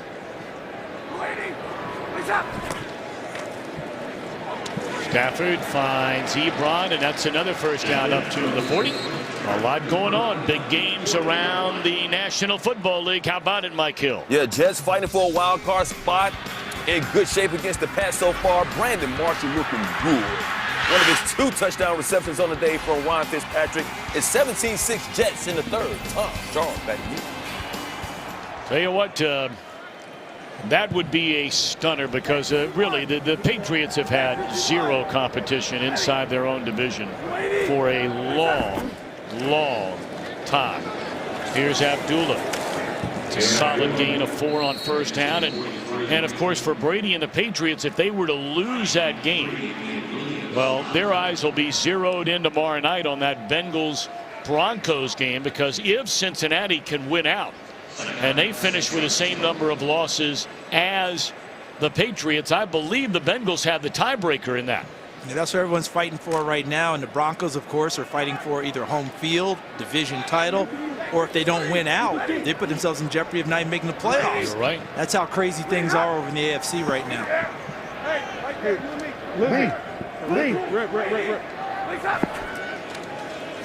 Stafford finds Golden Tate, but he's denied the first down up to the 47-yard line. Nice tackle made by Eric Reed. Reed, a Pro Bowler his rookie year, and then he admitted, you know, I didn't prepare my second year the way I should have. Came back in great shape this year and has played like it. It's amazing how that happens. You have some success. You think that you're preparing. You think that you're doing those things, but you lose a little focus, a little sharpness, and it showed up on him, and it's beautiful that he recognized that because he played very well in the game I watched last week in Cincinnati. Of course, he's without his running mate there, Antoine Bethea, Pro Bowl safety, injured, out for the remainder of the year. 3rd down and a yard and a half. Johnson just sits down and then stays on his feet to the 32. That'll move the chains. Really nice job of the Lions recognizing coverage and where to go with the football. The 49ers changed up. And right there, Dante Johnson showed press and then dropped back. It looked like what they call cover 3 deep zone. And he got out of there fast, and Calvin Johnson, as you noted, Tom, sat down in front of him, showed himself to the quarterback, and took the football from him. 18-yard gain. Lions a 3-point lead. 3.5 minutes have passed here in the 3rd quarter. Off the left side, Abdullah dives forward inside the 32, the 29.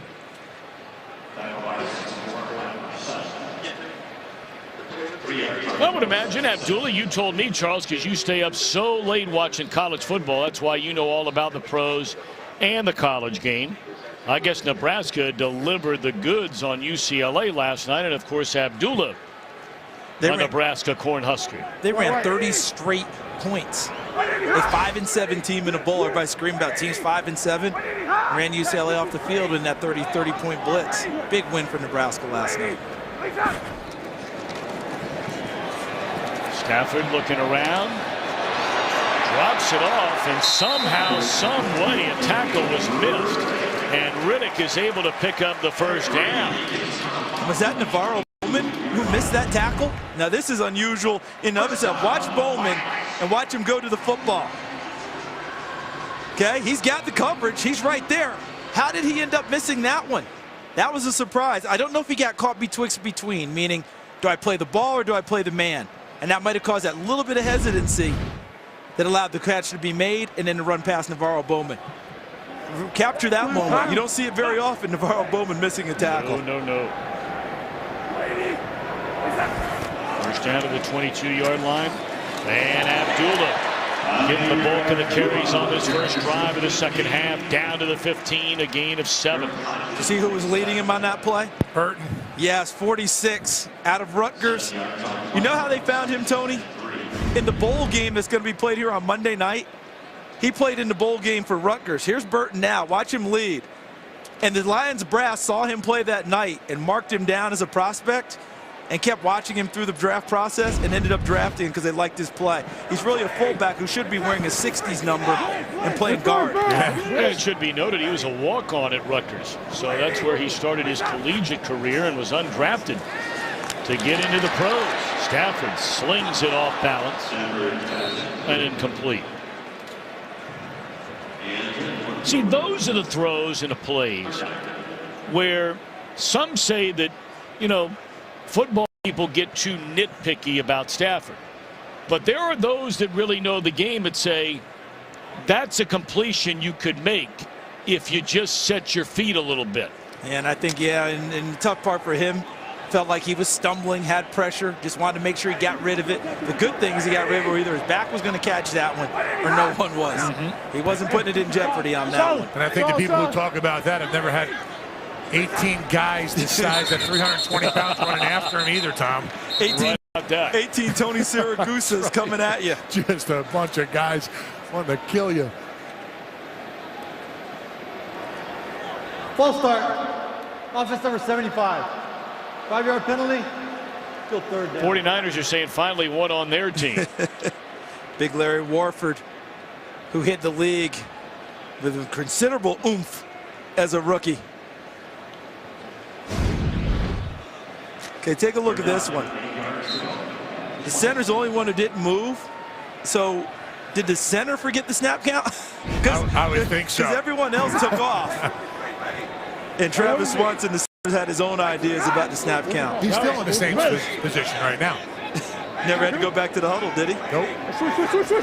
3rd down and 8. Blitz coming. Stafford gets it away. And what a tackle in the open field made by Tremaine Brock on Lance Moore, his first catch today. Are they going to go for it? On 4th down. I would think hard about it in this case. And you nailed it, though. Tremendous tackle by Brock. Because he doesn't make it, Lance Moore goes into the end zone. All right, they bring Burton back in. Undoubtedly, they'll set up in the I formation with Bell behind him. Now, whether or not they run it remains to be seen. It's 4th and 2. See, I think they're going to show heavy run here and throw the football. I know Eric Mangini's hoping they stay outside. That's one big thing.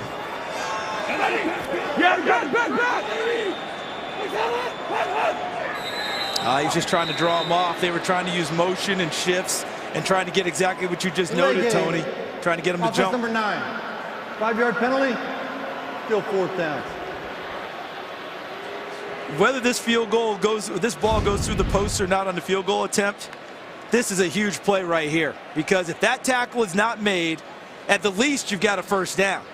I think he's going to go into the end zone if that's not made. That's an open field, one-on-one tackle, no one else around, made by Tremaine Brock, number 26.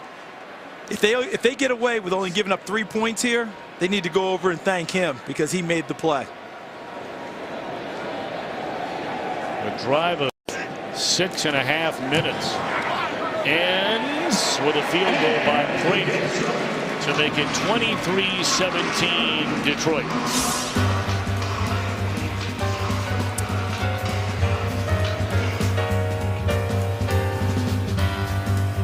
Sponsored by Southwest. Transparency. Low fares, nothing to hide. By Bud Light, the official beer sponsor of the NFL. By Microsoft Surface, the official tablet of the NFL. And by State Farm. It pays to double check. Talk to your agent today. Back in Detroit, Michigan. 37-yard field goal by Prater, who kicked a field goal to break the tie in the final second of the opening half. Makes it a 6-point spread.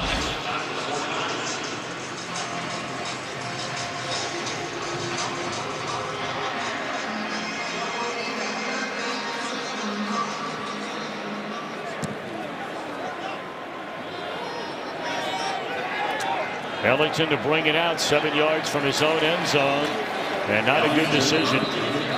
Crosses the 15, stopped to the 17. There's a penalty flag right in the middle of the field. You know what else hurt him? His protectors back there, Tom, didn't believe he was going to bring it out. You notice that? They didn't turn the block until he was almost up on them, and that helped hurt the return.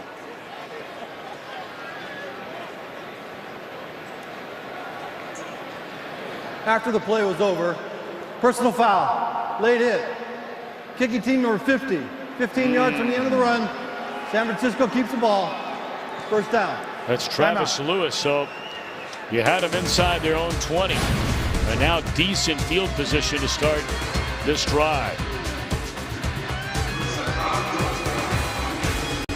All right, Conference playing the Big East kicks off this week. And man, a good one on New Year's Eve on FS1. The number 6 Xavier Musketeers taking on number 17 Villanova. FS1 streaming live on Fox Sports Go. See also Seton Hall Marquette on Wednesday. Yep. That's where I miss Al McGuire. Oh man.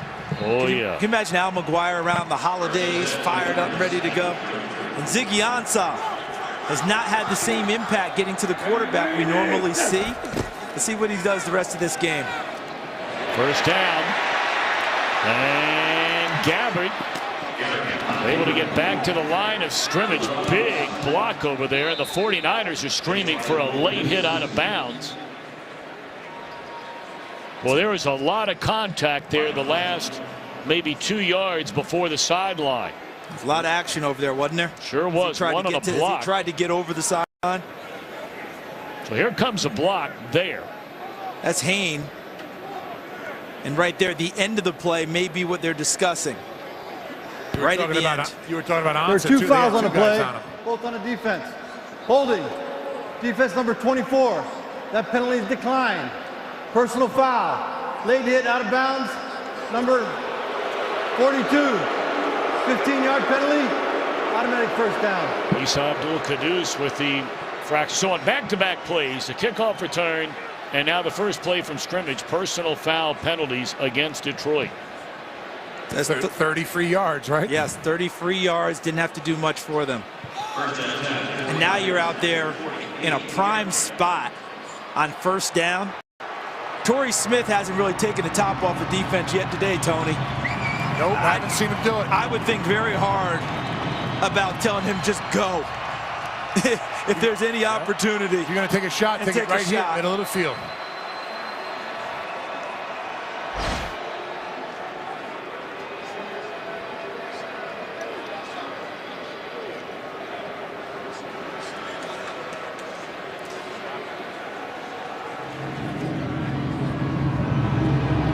Torrey Smith wondering what's going on. We broke the huddle. We got to the line of scrimmage. They moved the ball back a yard. Don't run him too much back and forth. Let him save it so he can run down That's exactly field right. and pay off my play call here. Come on. Here's Torrey Smith here. Well, they're going to hand it to Hain. Smith was too tired. he went back to the huddle after he trotted back and said, hey, change that play.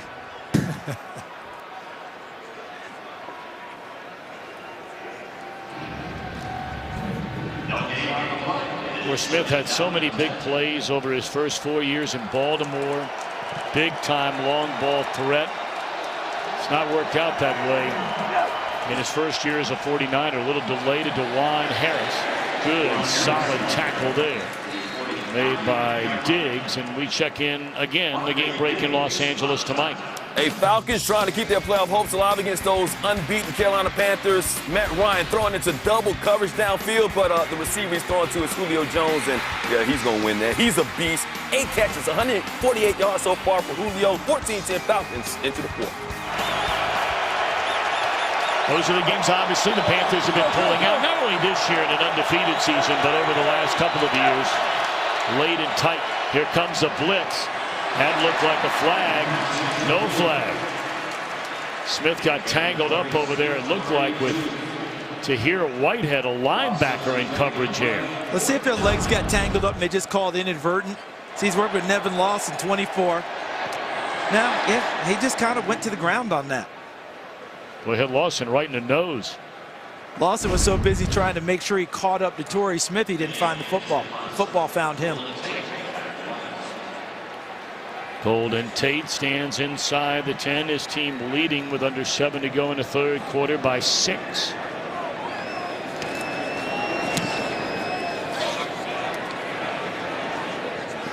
Fair catch in the 14, and that's where Matthew Stafford and the Lions will put it in play, leading 23-17 in the third. Today's game is sponsored by the Ford F-150. Every other truck is history.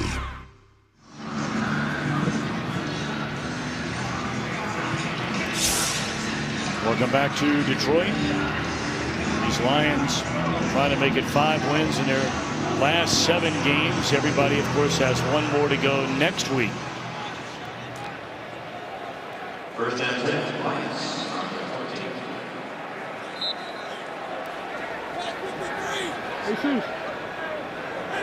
Under 7 minutes to play here in the third quarter. Stafford to throw it on first down, crossing pattern, and Johnson his 3rd catch of this half after having just 1 in the first half. Well, hurry up offense we got going here, guys. Trying to change up the tempo a little bit. Why not? Trying to up it.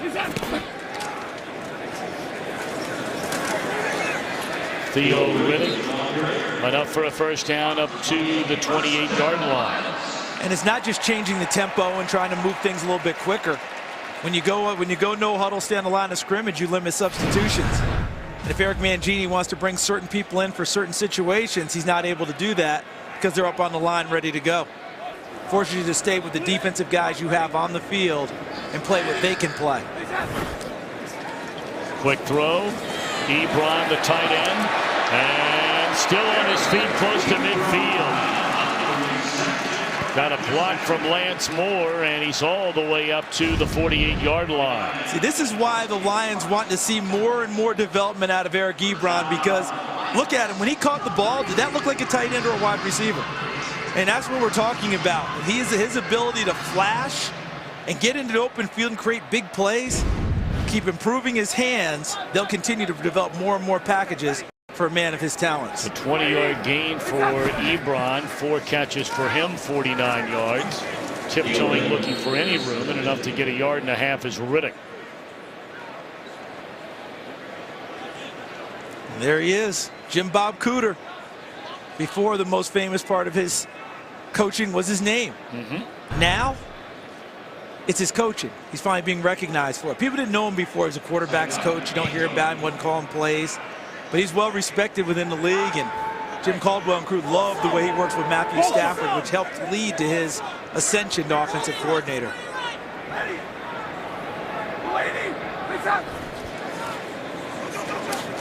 Abdullah surrounded by 49er tacklers, and that'll be a loss of 0.5 yard on the play.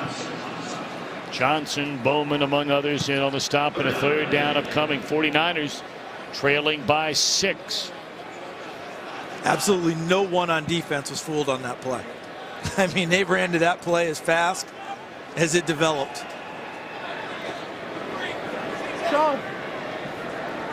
Neither team very good offensively on 3rd down today. And they're coming after Stafford. Off his back foot. Throws well out of bounds, incomplete. So out comes a punt unit led by Sam Martin. 49ers will get it back, trailing by 6 with 4 to go in the 3rd.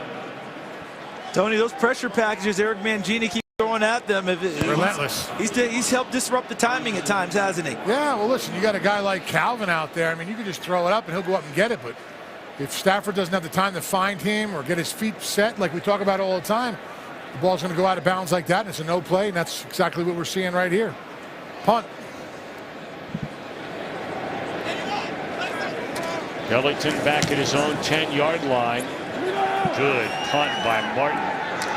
And a fair catch right at the 10.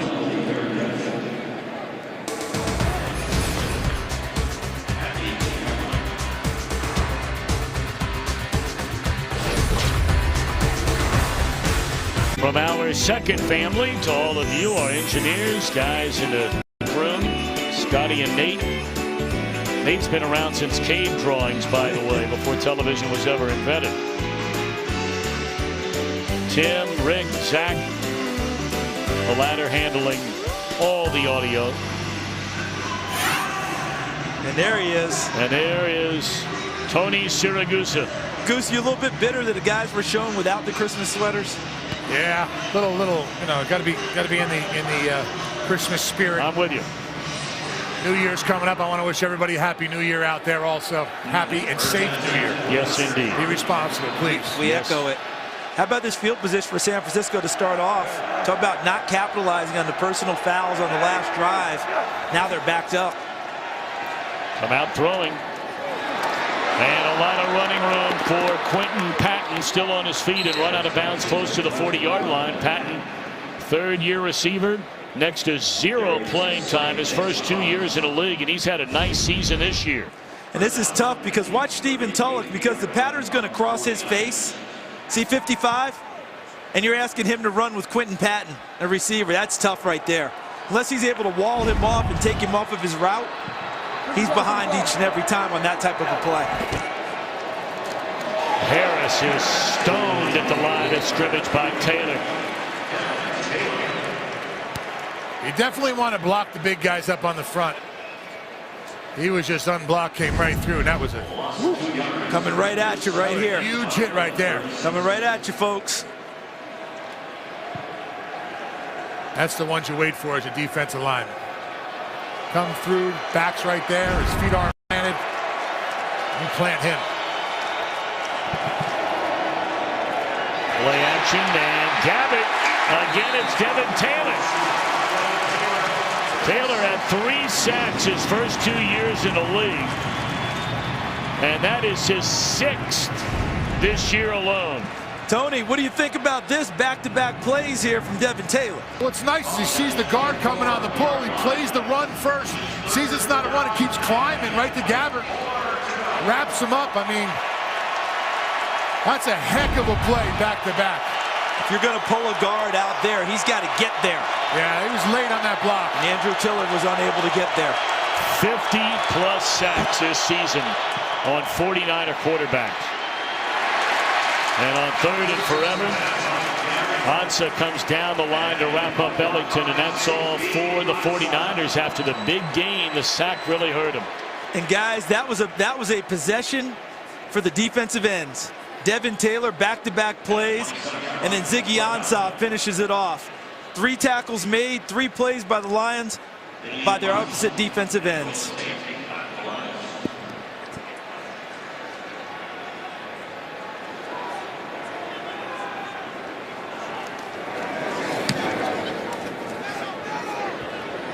Fair catch by Golden Tate. Nearly contact there, and there was contact there.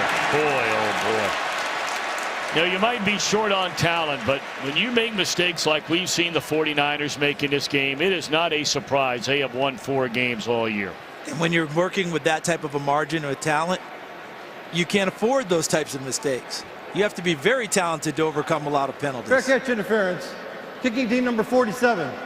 15-yard penalty. Detroit keeps the ball. That's Marcus Cromartie. The 10th penalty against the 49ers in this game. Big stand by Taylor. Also a sack. His team leads by 6. Well, they have picked up the penalty flag that was thrown a moment ago. Let's take a look at the coverage by Marcus Cromartie. He makes contact, but he's trying to get out of the way. There's no foul for fair catch interference as the defender was blocked into the receiver. Well, that's a question we were starting to ask. So there you have it. Thank you, sir. Blocked into him, couldn't get out of the way. Let's take another look. Here's Cromartie coming to you right of your screen, 47. And I don't see a block. Where's that? They messed that one up, I think. 49ers caught a break there. That should have been a penalty. First down carry by Joyke Bell, a gain of 3. Blaine Gabbert so far today, 14 of 21, couple of touchdowns, has not been intercepted, but a couple of big sacks.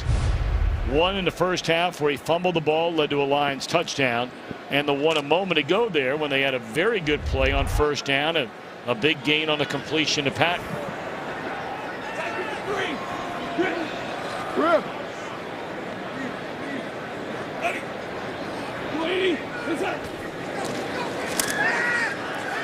Screen to Bell and read beautifully by the 49ers. Defensive lineman there. You saw that, didn't you, Tom? Tony Gerard Eddy, number 63. That's what you were describing about how well it was read. Defensive lineman. Look at the inside. Gerard Eddy right here, 63. Watch him read the screen and then stay with the back. He becomes a cover guy. Yeah, they got to sell that a lot better. When the back comes up and just shuffles his legs, you know something's suspicious. Nice. 53 solid. Purple. Third down and 7. Here comes a blitz again. And a completion made. And did he get to the first down marker? It looked like he might have been getting greedy, he being Golden Tate, and man, did he take a shot. Eric Reed with a big-time pop. I think Navarro Bowman may have made the first swipe. But what a hit by Reed. Watch. There's a swipe there. Bowman holds him up just a little bit, and there's the hit from Reed. So the spot can be challenged. Let's take a look. He got past our yellow line on the initial hit and was knocked back. We understand this spot. is a play that can be challenged if Jim Caldwell's team is short. I'd be very surprised if them guys up in the box don't yell down to the sideline and tell them to challenge this. But does he get forward progress just from the hit? That's my question. Do you get forward progress just from the hit? That's the key in all this. Or being Charles. or can you just knock him back? I mean, that's going to be the issue, because you knock him back, he makes another run, and he goes bigger. They're not taking it back to this spot of the initial hit. That's the biggest problem with that forward progress rule. Is if a guy gets knocked back and he turns around and runs 60 yards for a touchdown, you give it to him. Yep. See, so he's passed. He's passed the yellow line, but there's the hit knocking him back that finishes the play. So should he get the full benefit of all that yardage? That's the question I have. Because to me, he got knocked back. He's still a runner at this point. If he spins out and runs, he's still able to go. And that's a big-time hit that knocked him back behind the first down marker. And the other part about it is, Charles, is where was the ball and all that? Clock is going to wind down to end the third quarter before he challenges. I think we read his lips a moment ago that he is going to challenge it. He's clearly listening to somebody up here that's telling him to challenge or not. A 6-point Lion lead. We're back. Fox NFL Sunday after a word from your local Fox station.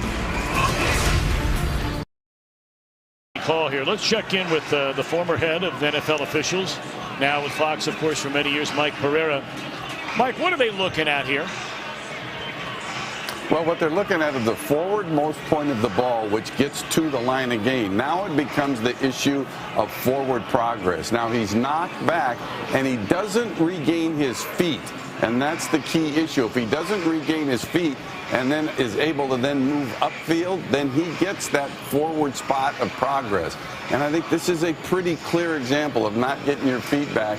And so to me, they ought to reverse this and make this a first down. So, Mike, if he had regained his feet, let's say he takes that hit and he spins like a top, reestablishes as a runner, and then they tackle him back there, then it's a loss, correct? That's correct. Then it would not be. He wouldn't get that forward point. Thank you. After reviewing the play, the runner did get to the 43-yard line, so it is a first down. Detroit has not charged a timeout and won the first challenge. Mike, we appreciate that explanation because, you know, I'm a former defender. Tony's a former defender. Yep. We love the hit here by Eric Reid because it knocked him back behind the first down line.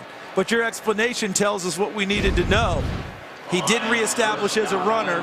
He was knocked off his feet. He got to the furthest most point. That's the yardage that he gave him. He earned that one. Thank you, Mike. Appreciate that. Mike Pereira's a man.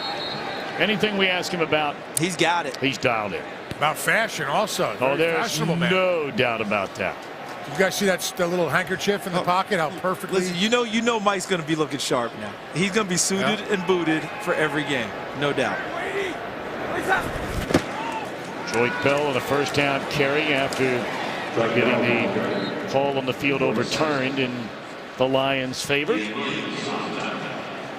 So we begin the fourth quarter. Lions 5-9 on the year, 49ers at 4-10, Detroit a 23-17 lead. A very entertaining first half. Things have really quieted down offensively here in the second half. Just one field goal in the third. Hey, Fuel. Saw.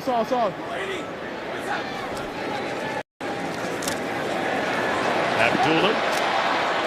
Run out of bounds short, it appears, a couple of yards short of a first down. You know, when they want to run the ball and be powerful, they often bring in Cornelius Lucas, do the Lions number 77, a backup lineman. But on that play, they used Tim Wright, a tight end who's not a great blocker, but a bigger body as the escort on that play. And that allowed the extra yardage to make it 3rd and short for the receiver.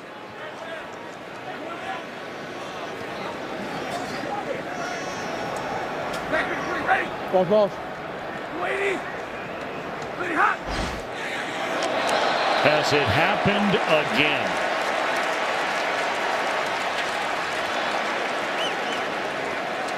Neutral zone infraction. Defense number 58. Unimpeded to the quarterback. 5-yard penalty. Results in the first down.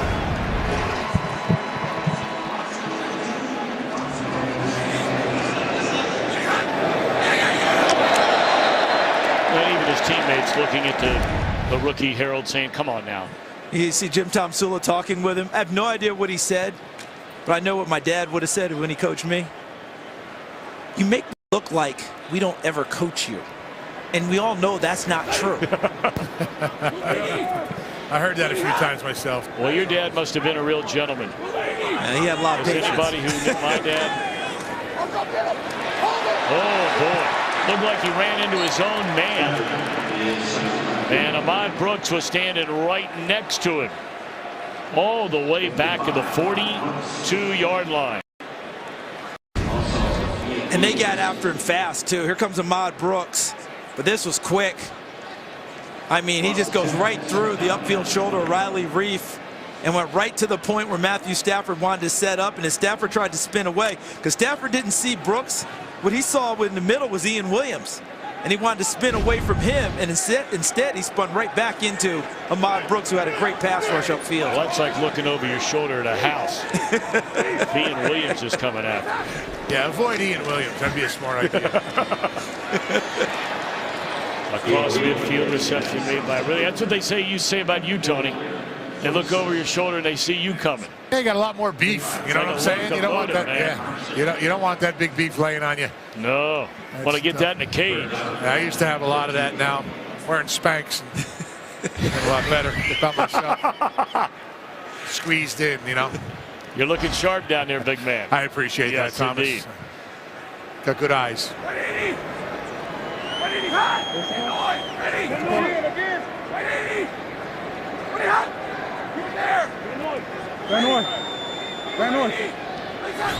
We're down at 12. Big play for the 49ers.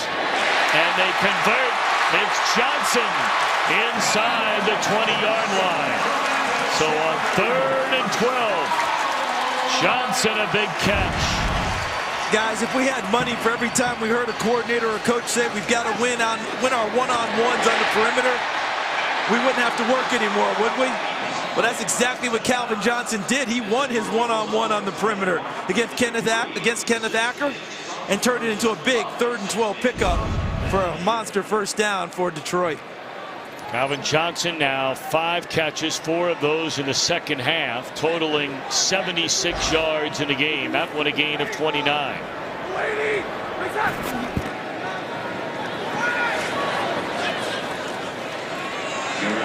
Lula falling forward for a gain of maybe 3. I like the way Abdullah's running, guys. I'll tell you what, watching him down on the field, there's not much there, but he seems to find a little crease, and he just drives his legs forward and always falling forward for a positive yardage. Well, Tony, that's what you just said. I mean, it looked like a gain of 3, and he found a way to slither for another 4. And guys, when you look at him at 5'9", 203 listed, he doesn't look like a powerful guy, does he? But he is. He ran that way in Nebraska, starting to find his way more and more here in the NFL. And what's the best part today? We haven't talked about the ball being on the ground. Ball security for him, paramount. Stafford being chased, gets it away. Riddick dodges one tackle, slips another, picks up a first down. Crossing the 7, that's where he needed to get. I'll tell you what, they're bringing a lot of pressure. If they would just tackle better in the open field, they'd be playing pretty good ball here, San Francisco. They just can't tackle out on the outside. Well, here comes the pressure, and Hodges was the first guy. But one word comes to mind for me. First Matthew Stafford, and then Theo Riddick, and the word is nifty. I mean, how about the move by Stafford to stay alive, get the ball to Riddick, and then how about the moves by Riddick to get downfield and pick up the first down, almost stepping over the sideline to get there.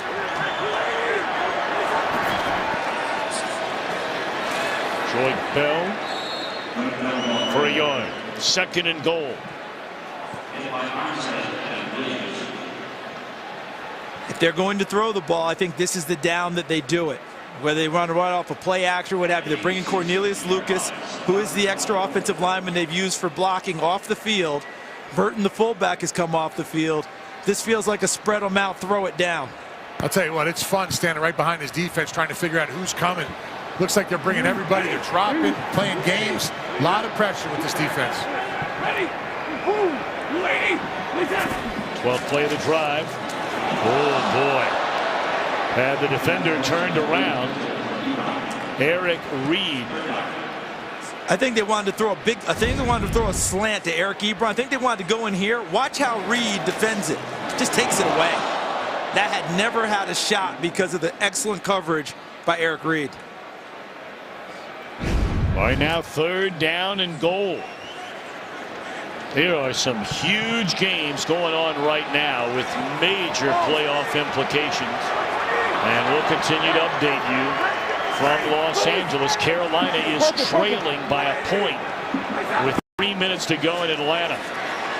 Stafford batted away and a flag comes in. And Tremaine Brock cannot believe it.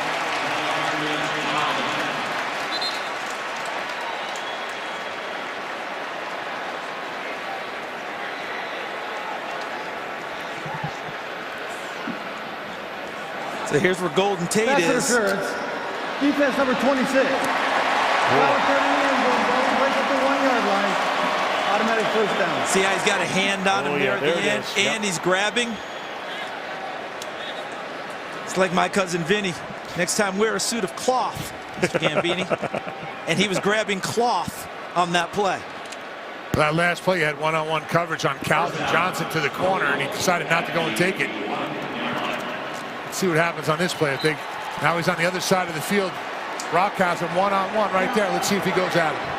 That would be right here, Tony. The big fella, Megatron. Well, you know they'd love to get him a touchdown today. Final home game of the year. They're going to him. There it is.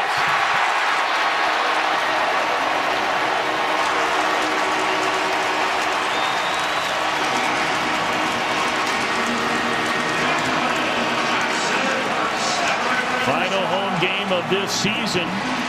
Some have wondered, is this the final home game for Johnson as a Lion?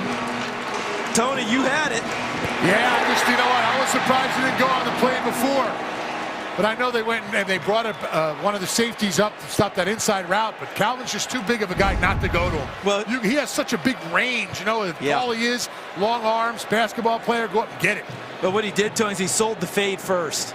Right, with the outside move, and then was able to get back inside with ease. Well, they're going to go for 2 to try and make it a 14-point lead. Well, let me tell you something. There's no reason not to go right back to him, is there? No, they got to beat him right up here. Same coverage, one-on-one. It's Golden Tate in motion. They're looking for Tate. And he is knocked to the deck. A failed 2-point try. But Johnson, his 8th receiving touchdown of the season, is first of the day with 9:04 to go. Today's game on Fox is sponsored by Sprint, Switch Today, and Save. By the U.S. Army. And by Burger King. Now get 10 chicken nuggets for $1.49 only at BK.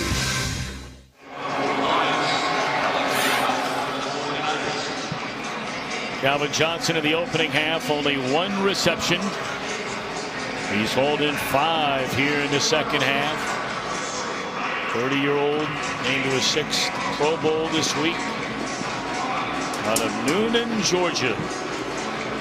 Has been undeniably the Lions' best and most popular player during his 9 years.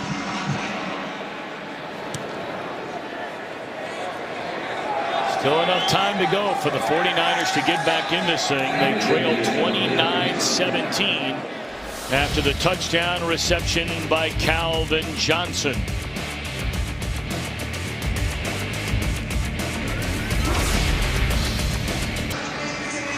As San Francisco heads into the offseason, there's the head coach Jim Tomsula. I would think in my opinion, finding out if you have a franchise quarterback. What's it going to be? Is Kaepernick going to come back and you make him the guy? Is it Gabbert? Do you have to go in the draft, or what are you going to do? Improve the O-line. Joe Staley's great. They got to get Alex Boone back from injury. They need help. And really, it's direction and cohesion. Front office, ownership, head coach, all the way down. How are they going to play from here on out? Well, you know, let's face it, right now with a fan base, it is very ugly for the 49ers. I mean, they've had airplanes flying over the stadium their last couple of home games. The stadium, by the way, which was a little more than half full in their final home game last week against, or second to last home game last week against Cincinnati.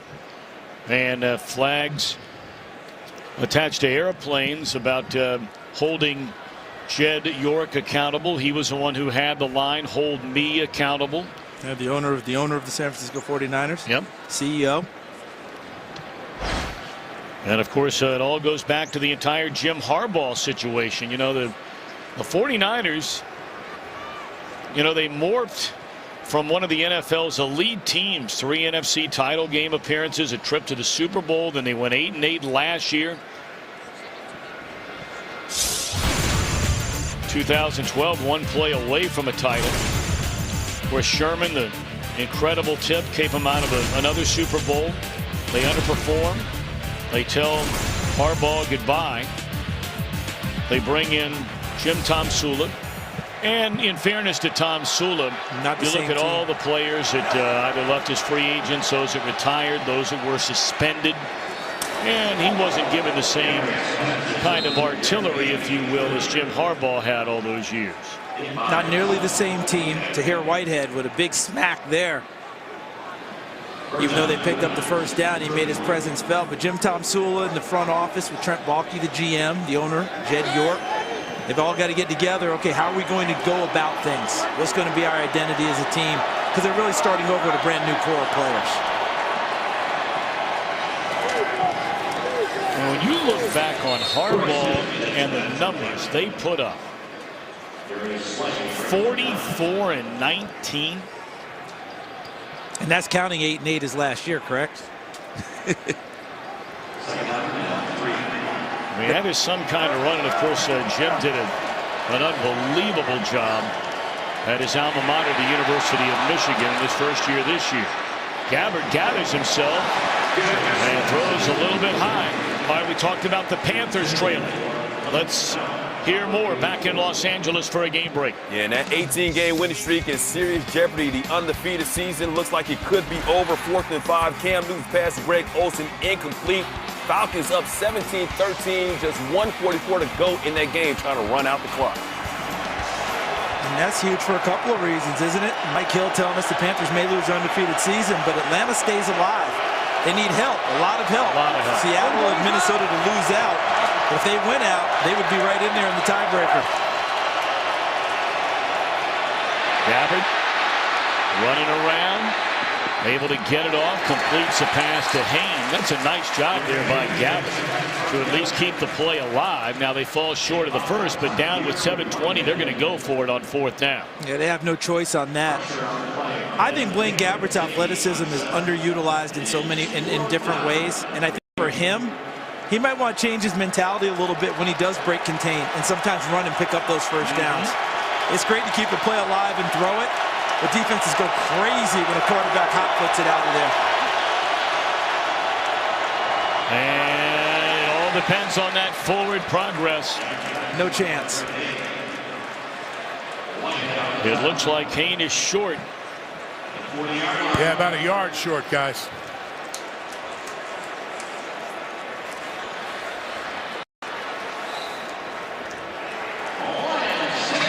And the Lions will take over. You know, we talked about it earlier about running a route to the first down marker. Once again, they run it a yard short and don't get it.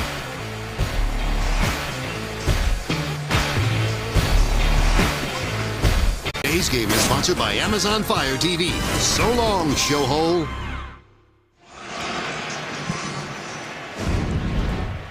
Anquan Boldin, we watched him on replay in the timeout. He really wasn't a primary part of that play. I think he's just tired of losing. You know, he's like, enough of this. Either throw me a pass and let me make a play, or let's call something that gives us a chance, because that play really didn't have a chance to get a first down. Well, you know, you back up for a minute and put yourself, and look, nobody's going to feel sorry for Anquan Boldin. He wouldn't want anybody to feel sorry for him. He is truly one of the great competitors, who's a good guy and is not the proverbial diva oftentimes we talk about with wide receivers. This guy is a gamer and a team guy. Shows he cares. It shows he cares just by his facial expression.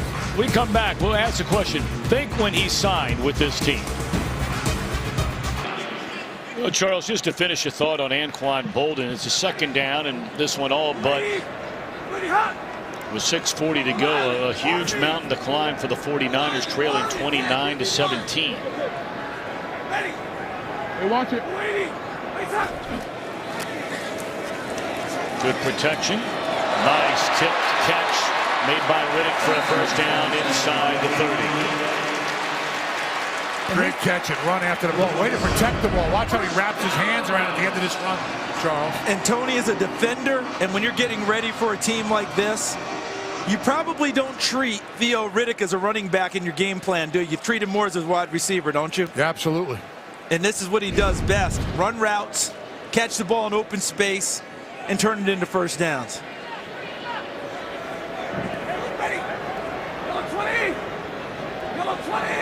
Riddick is closing in on the all-time Lions franchise record for receiving yards in a season. Amir Abdullah. All right. Are the Panthers still undefeated? How about it, Mike Hill? And the answer is no. Down by 7 here with just over a minute left. Cam Newton stripped by Vic Beasley. Adrian Claiborne gets the recovery. And the 72 Dolphins can go ahead and light up those cigars. No undefeated teams this season. 20-13 the final. Back to you guys. Although I don't know if Don Shula's lighting a cigar. Don Shula won't be. I think Mercury Morris will be cracking up the champagne and the whole deal. He can't wait. But Don Shula won't be, because his son Mike is the offensive coordinator for the Carolina Panthers. That's right. And he told us that'd be okay with him. Right. But he still got a smile. There's somewhere deep inside. Yeah, that's right. Abdullah slips by Reed, wrapped up at the 19-yard line. I want to finish the thing real quick, though, about Boldin. You think about where the 49ers were when Boldin made the decision to leave the Baltimore Ravens. The Ravens had beaten the 49ers a year before in the Super Bowl. Yes. And then he decides, you know what? That 49er team's pretty good. They got a exciting quarterback, right? Yep. In Colin Kaepernick. They've got a great head coach. They're a franchise on the come. Defense. And here you are 3 years later. And you've gone from a title game to 8-8 to on their way to their 11th loss. He got his first career catch in his first career game. What a game for a debut. September the 7th, 03. Then as a Cardinal. 10 receptions. Still a career high 217 yards. And 2 touchdowns. This may surprise some of you. The number of games it has taken Boldin to get to 1,000 receptions and how it compares to others, and there are only 12 others that have reached that figure in their careers.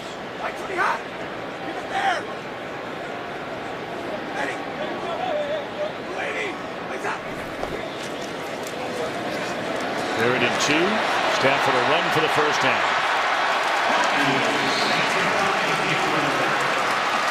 So where does Boldin rank in the number of games to get to 1,000? How about 5th? 5th fewest games. That's serious company right there, too. You better believe it. Hall of Fame, Hall of Fame, Hall of Fame, Hall of Fame. We've got one in, right? Jerry Rice is already in, correct? Right. Everyone else is going at some point. Boy, how'd you like to be a Hall of Fame voter trying to figure out all these receivers that are going to go in? Because the number explosion has really skewed a lot of things about what's a Hall of Famer and what's not. But all those guys, I think, played at a Hall of Fame level. Well, Rice is the only one on that list that was not in the quote-unquote entire career of the passing game. Some might argue when you have Jerry Rice, that's why it did. That's why it changed, without a doubt. Flag down, ball inside the 5-yard line after the carry. Offense number 75. 10-yard penalty, repeat first down. So that's Larry Warford getting another penalty. But truthfully, this is the time now as we take a look at Detroit. This is where, as an offensive lineman, with the change in coaches, remember they let Jeremiah Washburn, their offensive line coach, go, as well as Joe Lombardi, the offensive coordinator. Ron Prince moved from tight ends to take over the offensive line. Tony talked about this at our meeting last night. You got to change mentality, too. They're used to standing back and pass protecting. But Jim Bob Cooter and Ron Prince want them firing off and run blocking. Here's a great time of the game to get more reps in as a running team. And that's the whole thing. You know, they talk about muscle memory in any sport. You know, when you're an offensive lineman, the only thing that you're doing is going backwards every week. You know, all of a sudden you become, you know, a person going backwards. You know, when you come out and you can go and establish the run and hit somebody, come out and be the hammer instead of the nail all the time, I just think offensive linemen want that. They want to set a precedence. They want to show that they're aggressive to the defensive linemen. They don't want them attacking them all the time. And I think that's where the run game helps you in a game like this, where you're trying to go and get first downs with, you know, the ball on the ground, where you can work that clock. Second down, Stafford to throw it down the middle, and there's Johnson inside the 5 to the 1, and the ball is loose. No, they're saying it's down. Ball is down. The ground caused a fumble. Johnson took a big hit, and that will put him very close to the 100-yard mark receiving on the day. Let's see if he completes the process of the catch, because that really came into our lexicon with the Calvin Johnson rule. Didn't you do that game, Tom? I did. That was in Chicago on opening weekend many, many years ago. Well, the 49ers are going to challenge this call, that the ground caused the fumble.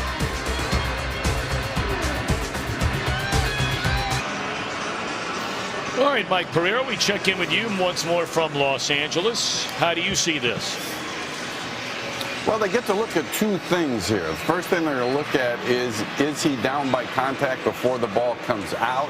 And you're actually going to see the left forearm elbow hit the ground first.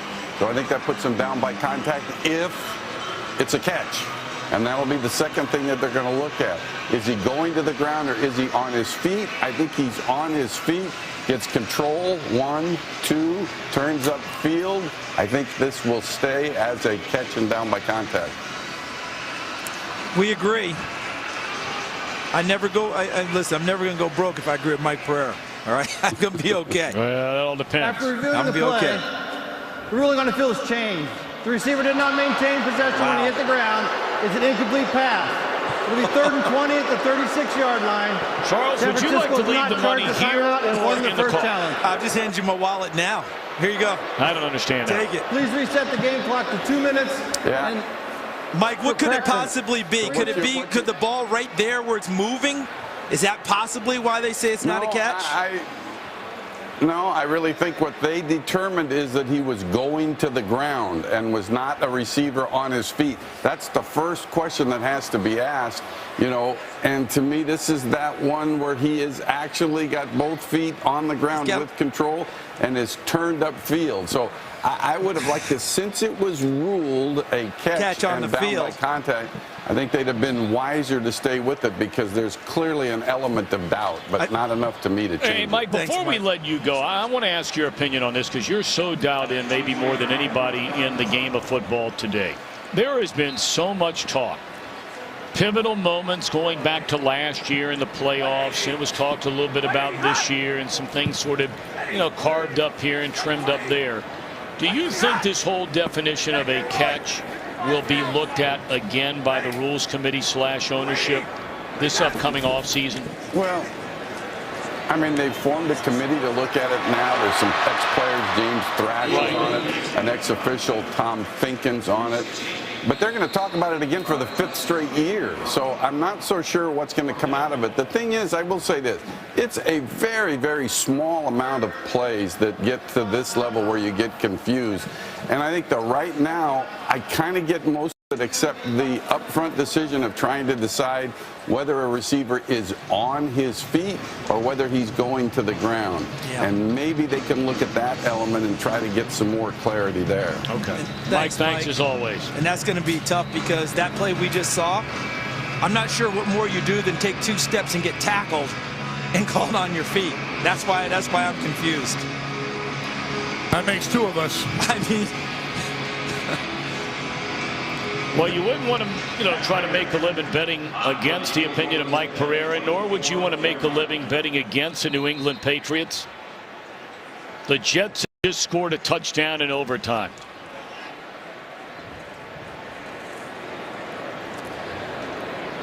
.34-yard field goal try, and it is good by Prater to make it 32-17. We mentioned a moment ago that Riddick was knocking on the door of the Lions single-season franchise record for receiving yards by a running back.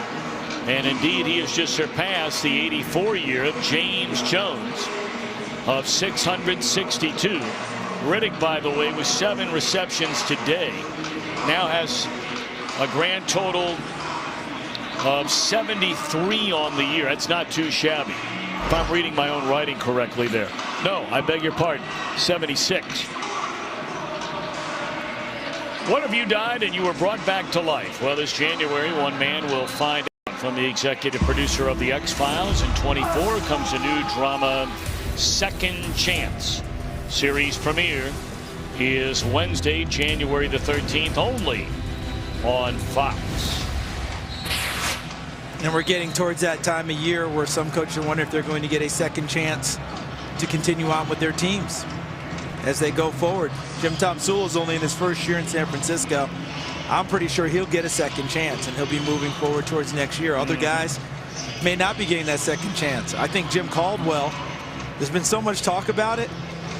I'm big of the camp of patience, and if you feel like you've got the right guy, don't pull the trigger so fast. They're in the playoffs last year. They played better over the second half of the year. I wouldn't be surprised at all for Jim Caldwell to be back. I think that he should be. But listen, teams, you know, if you look at history, teams that have had stability in coaches and people went a long time, they've been very successful. Can't have a short time. Well, while we have a moment, let's send it back to Los Angeles for a game break. Don't forget America's Game of the Week. Most of you guys will see this guy, Aaron Rodgers, reigning MVP in his Packers, getting set to take on a guy who'll get some votes this year for MVP, and Carson Palmer in his Cards, which are still in the hunt for home field advantage with that Panthers loss in Atlanta today. You'll see that right after you guys are done in Detroit. Well, Mike took the words right out of my mouth there. If the Cardinals can win and then beat Seattle next week, and Carolina gets upset next week, their finale will be at home, as we mentioned earlier. Things get interesting, don't they? Well, same amount of losses. And then you get into all kinds of tiebreakers. The teams did not play during the regular season head-to-head. I believe, if I'm not mistaken, just off the top of my head, the next tiebreaker would be your conference record. And if indeed that happened, the Cardinals' only 2 losses of the year, only one of the 2 against the Rams, was inside the NFC. The other was in Pittsburgh. Should Carolina lose both of its games and they finish with identical records, both of Carolina's losses would be inside the NFC. Incomplete.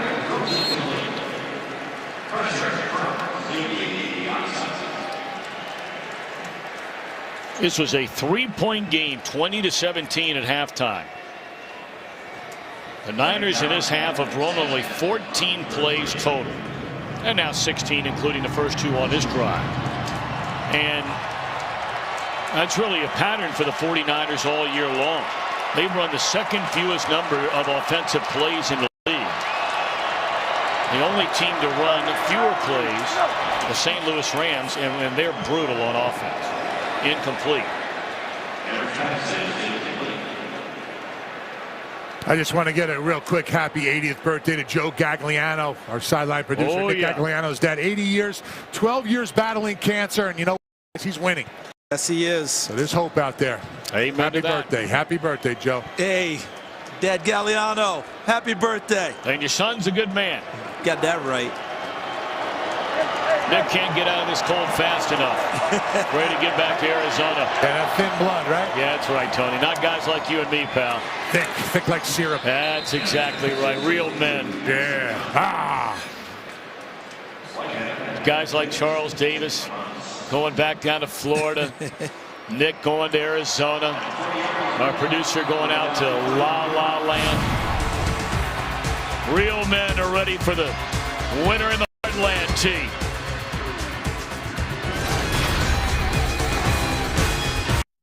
Today's game is sponsored by Taco Bell's Crunchwrap Sliders. 4 full-size flavors, just $1 each. Charles, I'm going to ask you a question. Tony, I'm going to ask you the same question. We started this day wondering, was there a chance that Calvin Johnson was playing his last game as a Lion at home? His 4th down play in a 32-17 game with 2 to go. Gabbert throws on the run incomplete. We send it to Los Angeles for a game break. Jets, Patriots win into overtime. Now, the Patriots won the coin toss, decided to give the Jets the ball first. Bad idea because Ryan Fitzpatrick hit Eric Decker for the 6-yard score. That's your game winner. Thanks to the Steelers' loss, Jets now the 6th seed in the AFC and control their own destiny with just 1 week to play. Back to you guys. How about the job Todd Bowles has done in New York? But you go back to this 4th down play. Remember what I was saying earlier? Why didn't he just run it? There he goes. Look at that open space. Take off and go. Right out there. Go, pick up the 1st down. I know he's trying to be a passer. I know he's got guys downfield. But with that athleticism, he can sting defenses and keep the chains moving.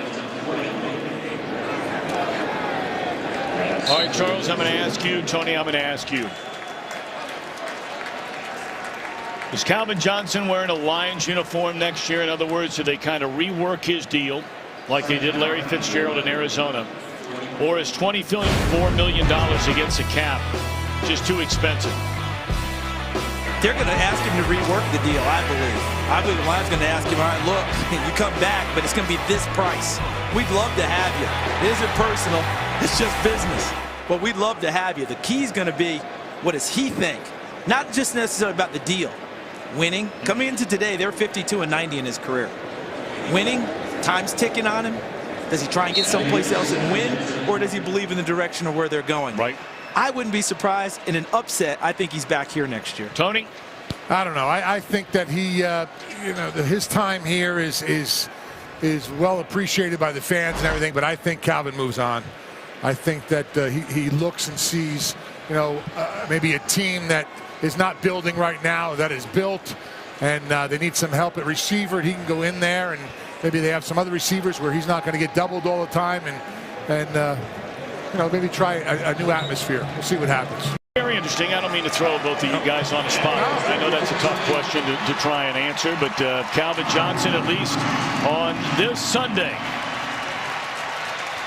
on December the 27th, 2015, will hold his head high. Whether he is winning or losing, he always does. Johnson, 6 receptions,